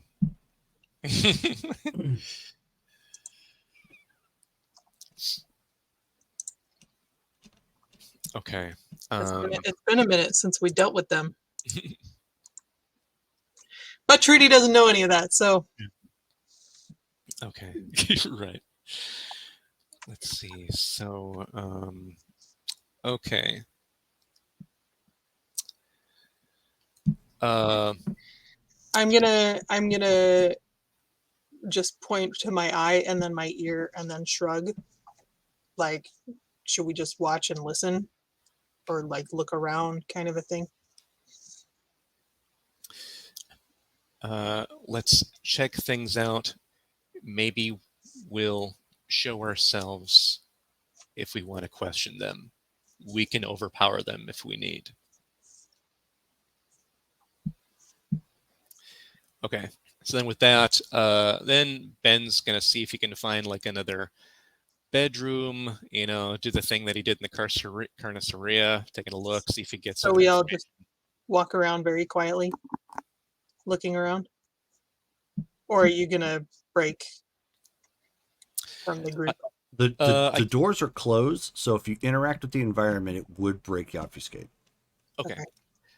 Ben's okay with that, especially if he doesn't have like direct line of sight with the dudes, if they're just in a separate room checking out the front or whatever. Are the bedrooms like in direct sight of the front room where the two guys are? Well, as all the doors are closed, it's hard to say which is which. Oh, okay. Okay. Just headed to the first door. Does it seem like the guys are just kind of staring out the window, more or less, or are they just like what are they actually doing in their in the front room? They've got a TV going. It's not very loud though, but they've got a TV going where there's kind of occasion looking down. But otherwise, they're keeping an eye on the carniceria. Okay, got it. If he does something, does it break obfuscate for all of us? For him. Or just for him? Okay, just checking. So then Ben will go ahead, and while they're paying attention, I'll try the first door, see what it's like, see what's inside. Okay, so you try the first door. Obviously, you're out of obfuscate at this point. But when you open it up, I mean, you can tell immediately it's a closet. Okay.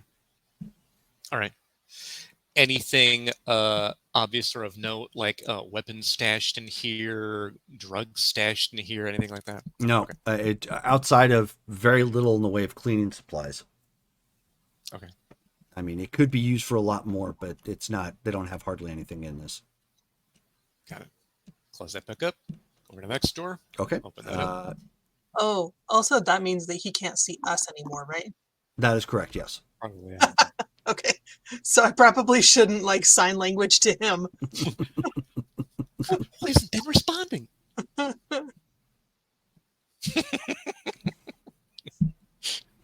What is she saying? I think she's telling me to steal third.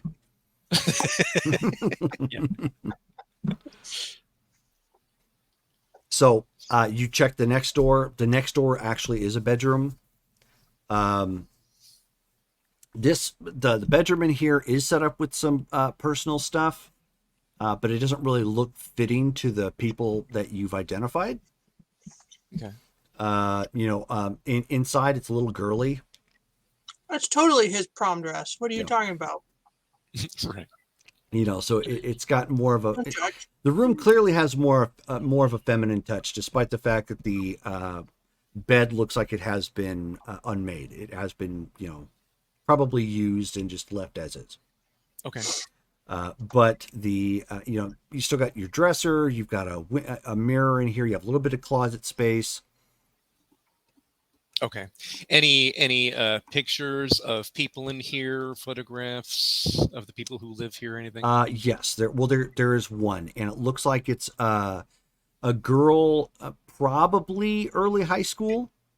Okay. It's probably one of those early high school pictures she's got set up on her on the dresser itself. Okay. It looks like it was probably some sort of math competition. Gotcha. Okay. What age range would she be in?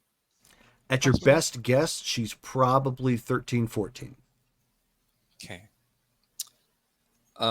Do I see any like signs of struggle, or does the room look like it's pretty much normal? Yeah, look, I mean, it looks pretty much normal with the exception of the fact the bed isn't made. Okay. I go ahead and since I see that picture, I take out my phone, make sure that it's muted, Mm-hmm. and then take a picture of that photo. So the photo stays here. Now I Okay. have like a copy of that. Sure. Then I head out. Okay. So Close that door. as you are heading out, you guys end up hearing this come from one of the side rooms, and the door comes open, and difficulty 9. Give me a wits and stealth check. Okay. All of us? No, just him. Okay. Okay. Let's see. I'll burn a will for an auto success in that. Okay. You also have a free reroll. That's true. I I actually have a few, including that one. I've been keeping track. All right, here we go. Difficulty 9. Hoorah. Huh. Okay. So, so then total of 2 successes. Okay. So you probably heard and saw the door cracking. Now it's not directly across from the bedroom that you're in. It's like just slightly adjacent. So just as you start to step back out, you heard that and stepped right back into the room real quick. And Trudy and Agaya, you both see another guy similarly dressed as the one you saw get the Hot Pockets, stepping out, kind of holding his stomach like he was in some kind of distress, and grumbling, and almost walk right into bed. walk into Ben or walk into bed? Walk into Ben. But Oh. he like quickly stepped back real quick and out of view, and then he goes walking up front towards the living room. And this god-awful smell coming out of the bathroom.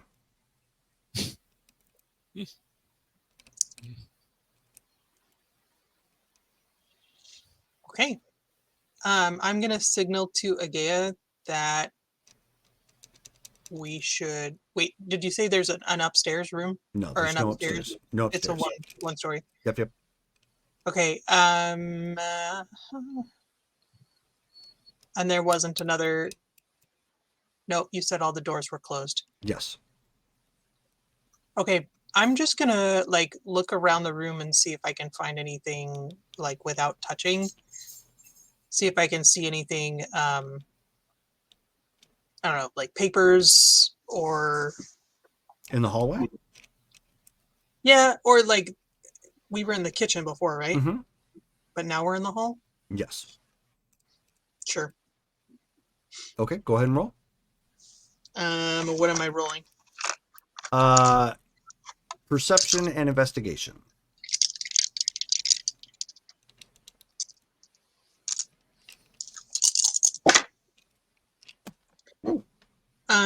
0 successes. Okay. So you're poking around down the hall. There's kind of like the bedroom. There is a little bit of decor in here, but you're not finding anything like paperwork or anything out of the ordinary. Okay. It's been almost a minute, as the guy has walked off and gone towards the living room. Okay. peek out and look and make sure that now it's just the 3 dudes in that room. And let's see. After that, then are there any other closed doors to explore? Well, you know, one clearly is a bathroom. Yeah. And there is one more that's probably a bedroom. Okay. I go ahead and head to that one as well. Same thing. Open it slowly. Take a look inside. Give me another Dex and Stealth check. Okay. I think I'm just listening in, like, to whatever's happening in the front room. Sure. 5 successes. Okay, so you are still being sneaky. Trudy, well, actually, everybody. You hear the guy come walking out, and there's like, "Whoa, man! Couldn't you have, like, sprayed something? It stinks." And he's like, you know, grumbling. He's like, "Yeah, well, I shouldn't have had that hot pocket." And then there's like this pause real quick, and he's like, "What? Do you think you got food poisoning or something?" He's like, "I just don't think it sat well with me, man. Ugh." So where are we at with the carniceria? And then you hear some conversation and whatnot, and it's like, well, we haven't gotten word to head out yet, so we just got to keep an eye on it. He's like, ugh, 3 days now, man. Can we at least like order something in, like pizza or something? It's not too late for that, is it? He's like, I've got they're bantering back and forth. I've already got a hot pocket cooked. He's like, and you clearly evacuated your bowels to the bathroom, so you don't need any more spice. But that's what you've heard so far. Okay. You peek into the next room. Looks like it's more adultish. Again, it looks like there's probably some lived-in, areas here. There is a little bit of decor. Much more pictures. You do see pictures of the child from the other room in here. Okay. You see some pictures of what appear to be a wedding. Okay. Between 2 adults. So it's possible Not that a child wedding. yeah. So it's possible that some other people lived here at one point in time. Where they're at, who knows? Right. Okay. Okay, and that's kind of what has been going. Yeah, where are these people? And again, like no signs of struggle or anything in this room. Okay. No. All right. Trudy, as you guys are kind of just hovering in the hallway and just waiting and listening, the back door opens. Can we see it from the hall? Oh yeah. All you have to do Okay. is turn right around. You're almost within reaching distance of the door opening. And you see another guy who looks very similar to the ones that you've already seen come walking in. He's got a paper bag with looks kind of pretty crumpled. Whatnot. He's like looking around, and at that point, Gaia turns and looks, and she does this.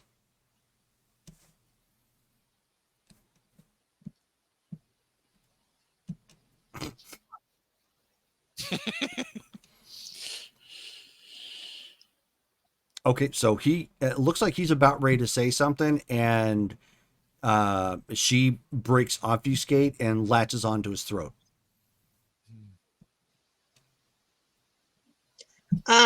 With her mouth, and so he's just like, and in that ecstasy of the vampiric kiss. I'm gonna grab the bag Okay. and look inside. There's several clips of cash. Okay. I guess I'll pocket that. Okay, so you pocket that. I mean, she's just kind of like she's strong enough that she's got him in her. She's got his neck in her mouth, and she's just like looking around, almost like a big cat with a kill, sort of thing. You just like keeping her eyes and her ears looking out, and she kind of walks away from the hallway closer to where like the kitchen sink is at, and then eventually just like lets him lay down on the ground. Can I go through his pockets Yeah. looking for ID or something? Okay. Phone maybe? Sure. He's got both. He's also packing a pistol. I'm gonna take all of that. Okay. So you take his ID, you take his cash. He's got like 300 on him in cash. I'm gonna move into wherever I saw Ben going. Okay. Go ahead and roll Dex and Stealth. Okay. I'm also gonna spend a will just in case. Okay.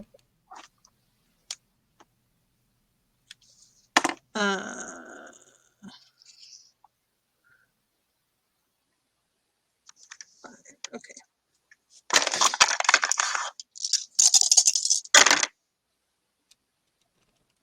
Oh, okay. 2, 3, 4 successes. Oh, nice. Okay. So the work that you've been doing at back at the ranch house is starting to pay off. You are far sneakier than you gave yourself credit for. So you're edging your way up towards the the front bedroom that you saw Ben go in, and then you hear one of the guys out front, holler out loud, "Hey, Jesus, is that you?" And then there's this pause, and then you hear somebody reply in Spanish, which neither one of you understand. Ben does. Oh, Ben understand. Ben does. Yeah. Okay, so then you hear you hear someone with a lower voice yell in Spanish, "What the hell is that smell?" And like the three guys out front start laughing.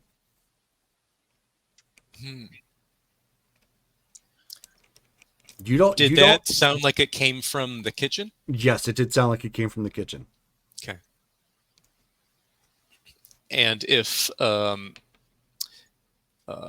Trudy got there, I looked at Trudy, and I kind of go up and just whisper in her ear at this point, like, "Hey, what the hell's going on in the kitchen?" Trudy just ate the fourth guy that came in. But you're Trudy. I mean, Agaya. Oh no, multiple personalities. A dark Trudy now? Oh no. That's all we need. Please don't do that. Agaya just took out the last guy that came in. I think this is about to go down. But I'm gonna hold up the guy's phone and his pistol. And in my third hand, I'll hold up a wad of cash that he was carrying. Okay. No, but I'll hand the wallet to Ben in case he wants to look at it real quick. But I'm gonna keep the gun like ready. Okay. Yeah, looking through the wallet, then ID and stuff. Does it all look like legit, or is there extra weird stuff in there, like notes or whatever? No, just an ID.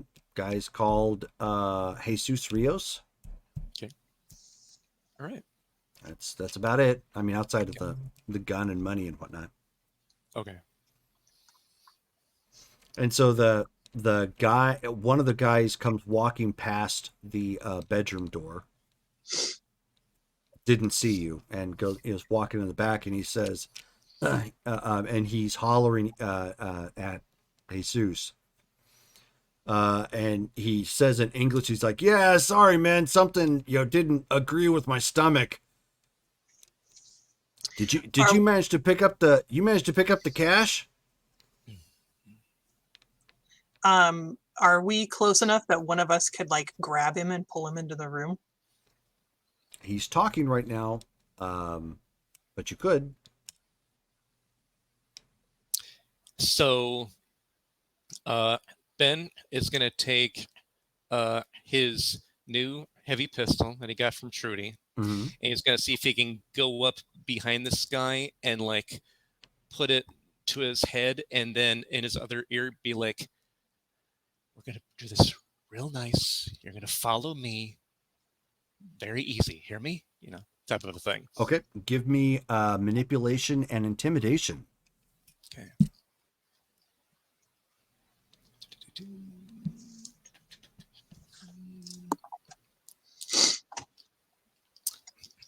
And since I am speaking this to him, does Ben's what is it called? Enchanting voice come into play to decrease difficulty? Good question. I think it may. Let me double check it real fast. Okay. Ooh.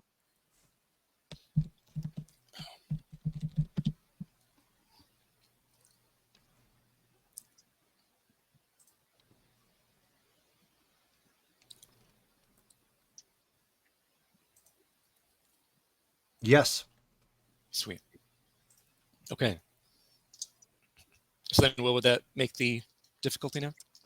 Well, it would have been 7. You're at 5 at this point. Okay, sweet. All right. And okay, yeah, I'll just roll. Sweet. Okay, 1, 2, 3, 4 successes. Oh, okay. So he freezes up real quick, and all you hear is.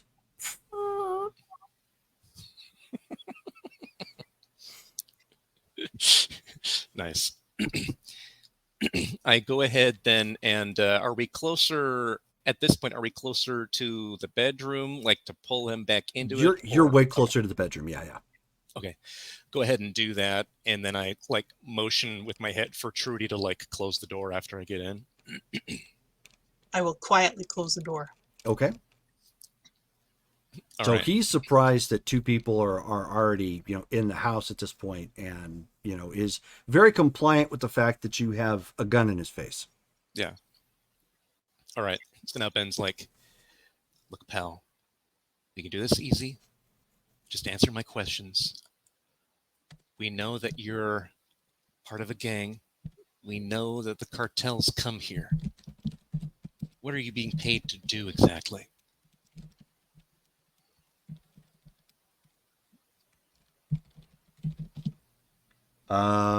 Give me another manipulation and intimidation check. Can I stand menacingly behind him? You absolutely can. Go ahead and also roll manipulation and intimidation. Let's see. So that'll be 2 successes. Okay. This treaty never gets to do this. What's the difficulty? Difficulty Really? 6. 4 successes. Oh, good grief. Okay, so you Oh, no, both. 3. 3 successes. Okay, Sorry. well, you both look very surprising and very intimidating to this guy who went from having bowel distress to having a gun shoved into his face. So he is thoroughly uncomfortable and surprised. And your question was again what? What they is doing their here? job here? Yeah. He's like, we're just keeping an eye on the guy across the street. Who is he? Israel Guerrero. What business do you have with him? I don't know. He has business with the boss. Who's the boss? He's As like, the show comes up. yeah, dong dong. He said, he's like really worried. He says, Julieta Chicote.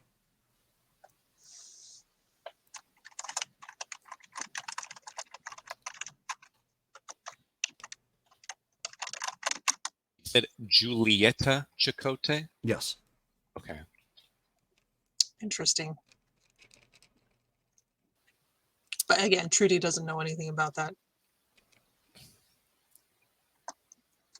Very weird. Okay.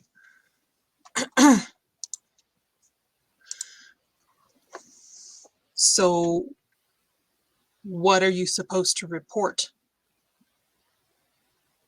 Just keeping an eye on him, make sure nothing happens to him. Are Like you what? protecting him or just scouting him? And he's like, little bit of both. What's the cash for? Oh, he's like looking around at this point. He says, score. I mean, we got to do business too. Then who's paying you? Who is your boss making to do this? Miss Chakotay.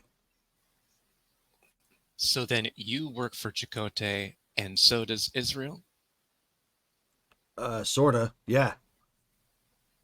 Why just sorta? What's the difference? Israel's an outsider.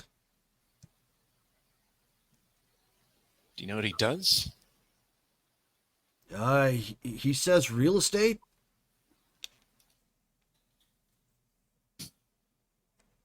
Really?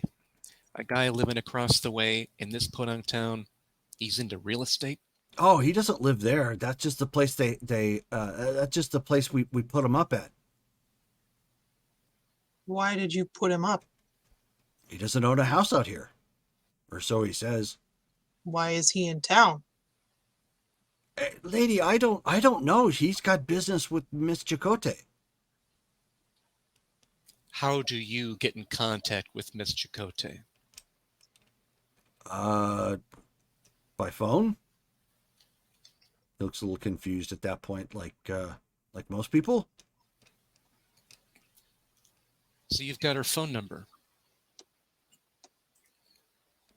Good. Yeah. I have him, or like, all right. Let's see. I rifle in his pockets to see if he has his phone on him.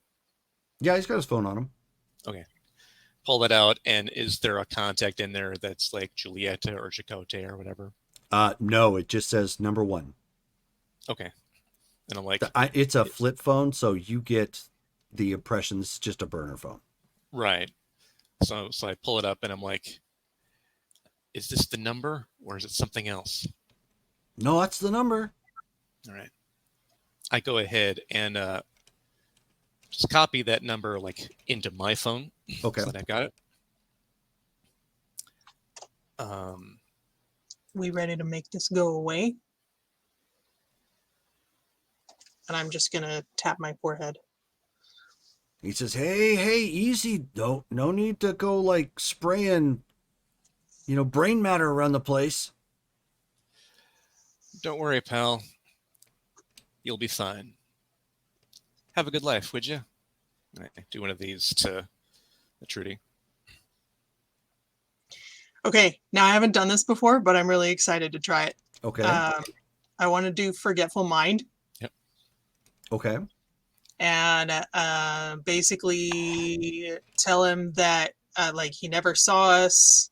Like I'll give him the bag of cash and tell him that his buddy Jesus got like dropped off the cash and then went to go find a pizza. Okay. Go ahead and roll. Okay. All right. Let's see. Wits and subterfuge. I don't have a great roll on that. Okay. And I'm gonna spend a will on this too. Okay.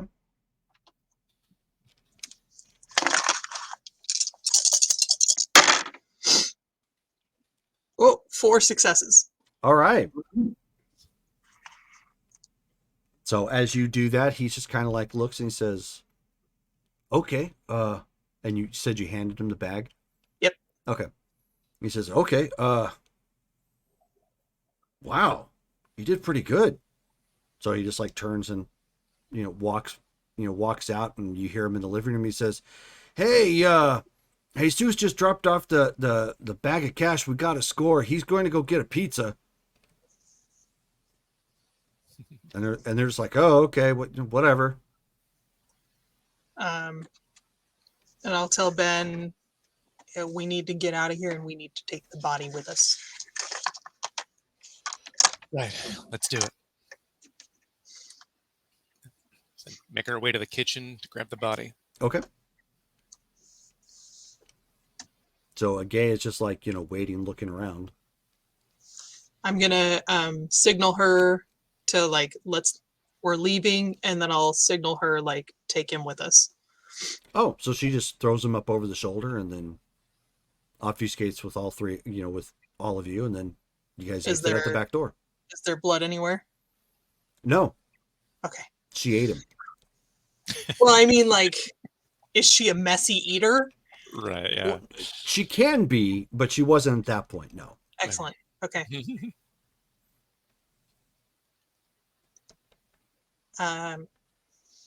Do you think we have enough? Do we need anything else here? It's probably all we're going to get. It's not like they're going to be privy to that much information. Just a bunch of humans being manipulated by probably the same demon, Juliet. She's just gone by Julieta instead. Definitely something we could look into.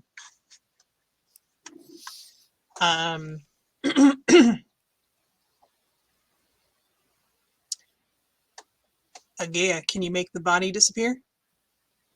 She's like looking around and she's like magic? No, what do you mean? You mean dispose of it? Yes. Oh, yeah, of course. All right. I think we ought to head back to the ranch. Sounds good. Unless there's something else that we need with Carniceria guy. Well, if we deal with him now, if that is him, yeah, you know what? If that's him, we should get him. Let's see what we can do. So let's go ahead and head back to go in there the same way we were, because these guys are still watching. But if they don't see us go in, that should be fine. So let's head back to the fire escape. Okay. Gay at this point flies off with the body. Okay. All right. Get there, and all right. Give me a leg up. I will give him a leg up. Okay. Strength check. All right. Just straight strength. If you have any potent, you'll add that too. No. Not in this body. 1 success. All right. So she's able to lift you some. You have to pull yourself up the rest of the way, though. Okay, that's fine. I do that. Do I have to roll anything for that, or? Give me another dex check. Or a stealth check, I should say. Okay.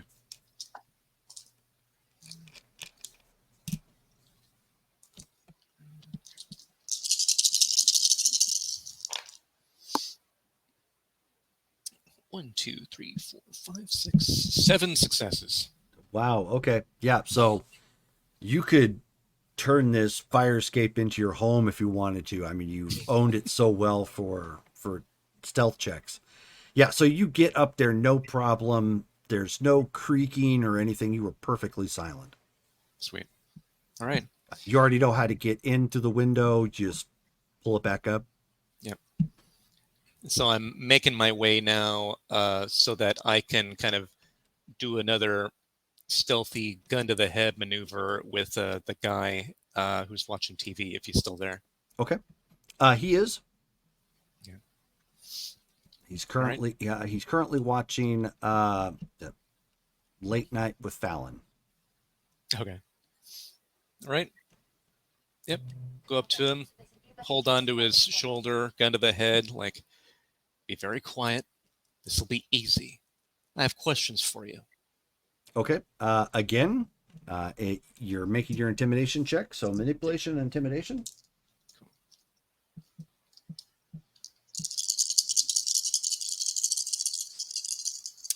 Will this be 7 reduced to 5 or something different?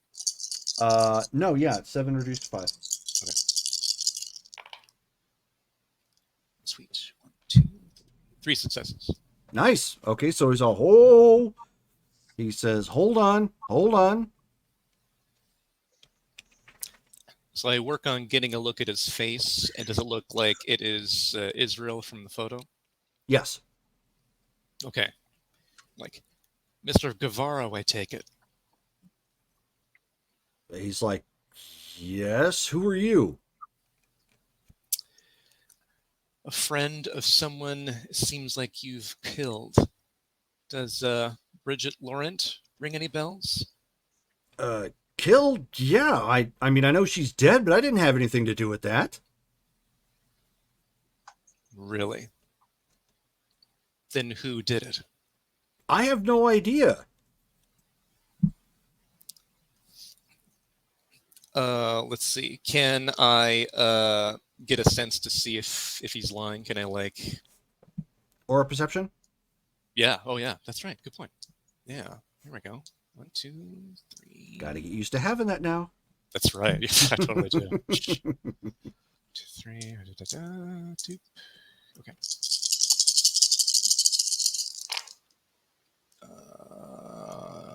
Wait. Yeah. Nice. 2, 4. 4 successes. Okay. So he looks terrified, and surprised. He also looks like he's telling the truth. Okay.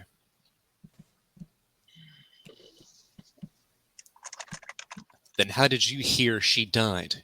I know you were a client of hers. Right. She helped me with real estate deals. She always had like this crazy insight about things. Why do you have a crew of gang members watching over your back? So he's like, oh. He says, I'm doing a bit of business with Miss Chicote.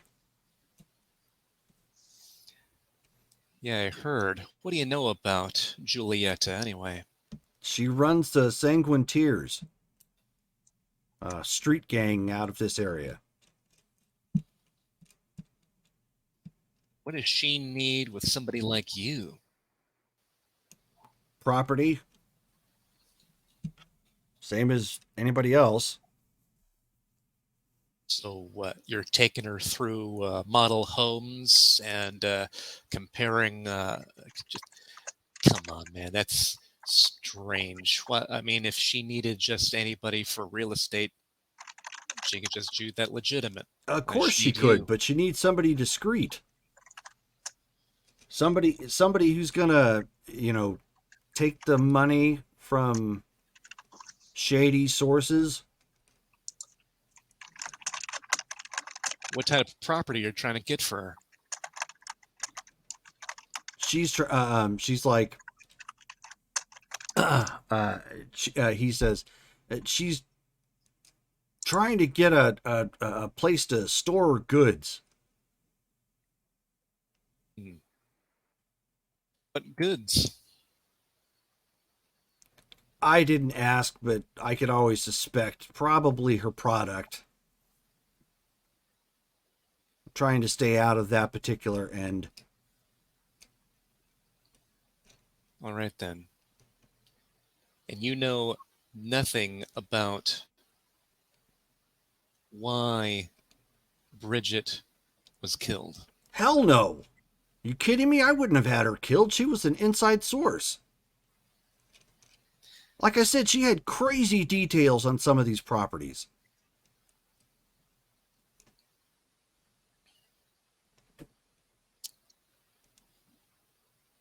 I take out my phone and pull up like the picture that I apparently have of him, and I go, Mm-hmm. "This is you, isn't it?" Yeah, I guess.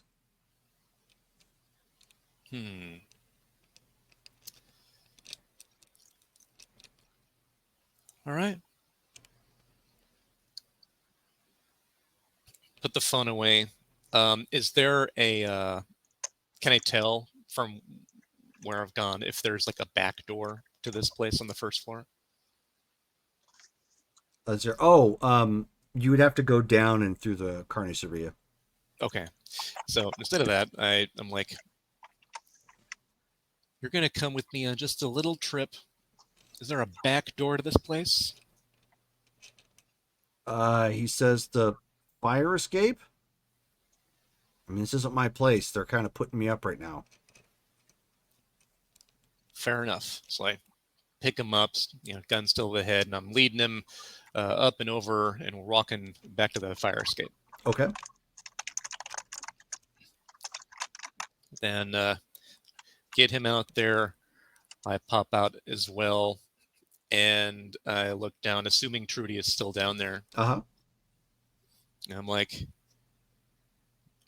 we're going to need one of your specials with this one as well. Can you do it from down there up here, or do I need to bring him down there? How well can we do eye contact? You can spot him, look to him in his eyes from here. You just have to make him look down. We're gonna need a story.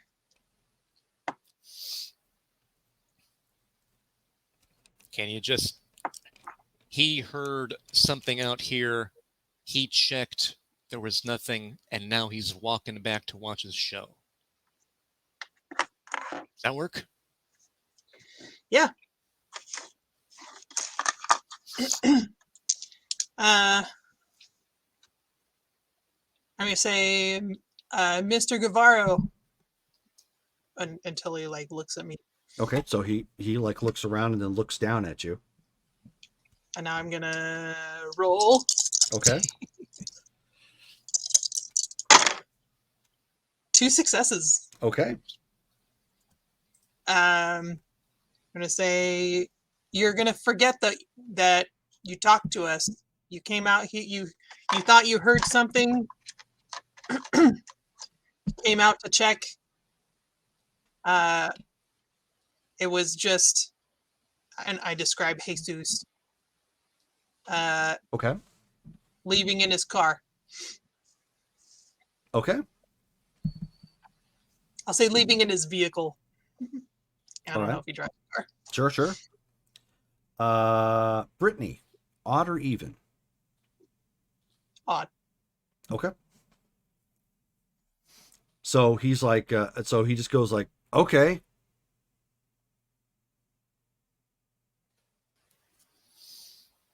I put my gun away, see if I can just guide him back in the house and see how he reacts afterwards. Do I seem like walking back or whatever? Well, I mean, if you're still around him after she's done with the story, you're basically gonna have to do the mind eraser on him again. Oh, I see. So step back. Okay.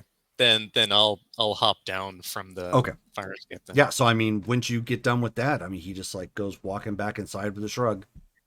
Okay. And and shuts the window. All right.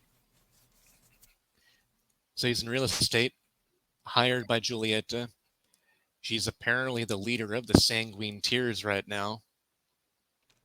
And he's contracted to find property on the download to hold her product. Drugs?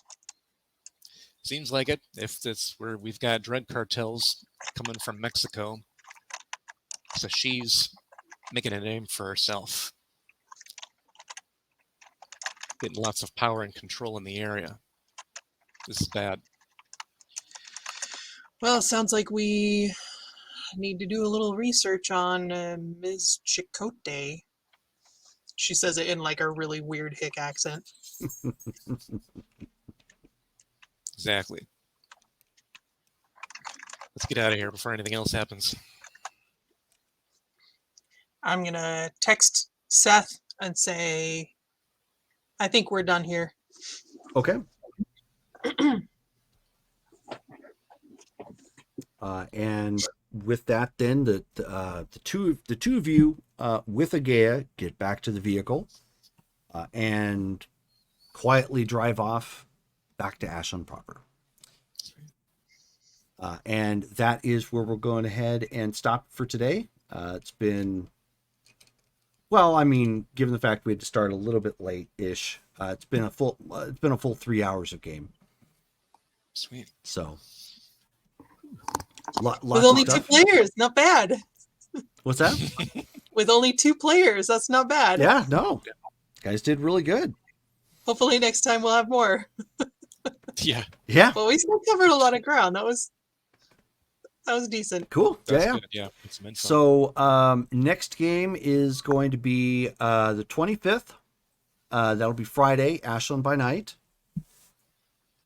And then the 26th is when our superhero game is going to be playing. That's our Marvel Superheroes game.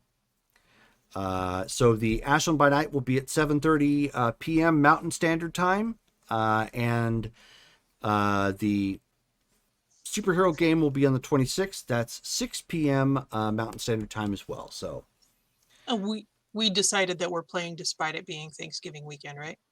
yeah, we're definitely going to try. I'm Yeah. not doing it. Yeah, I'm definitely not. So, I'm all for it. That's all I got going on. Yeah. So, cool. All right. So thank you guys for gaming. Thank you guys for who tuned in. We had Valley by Night in here at one point in time too. Or not Valley.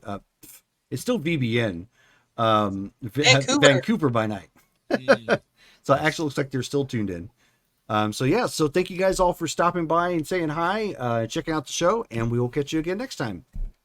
Take it easy. Goodbye.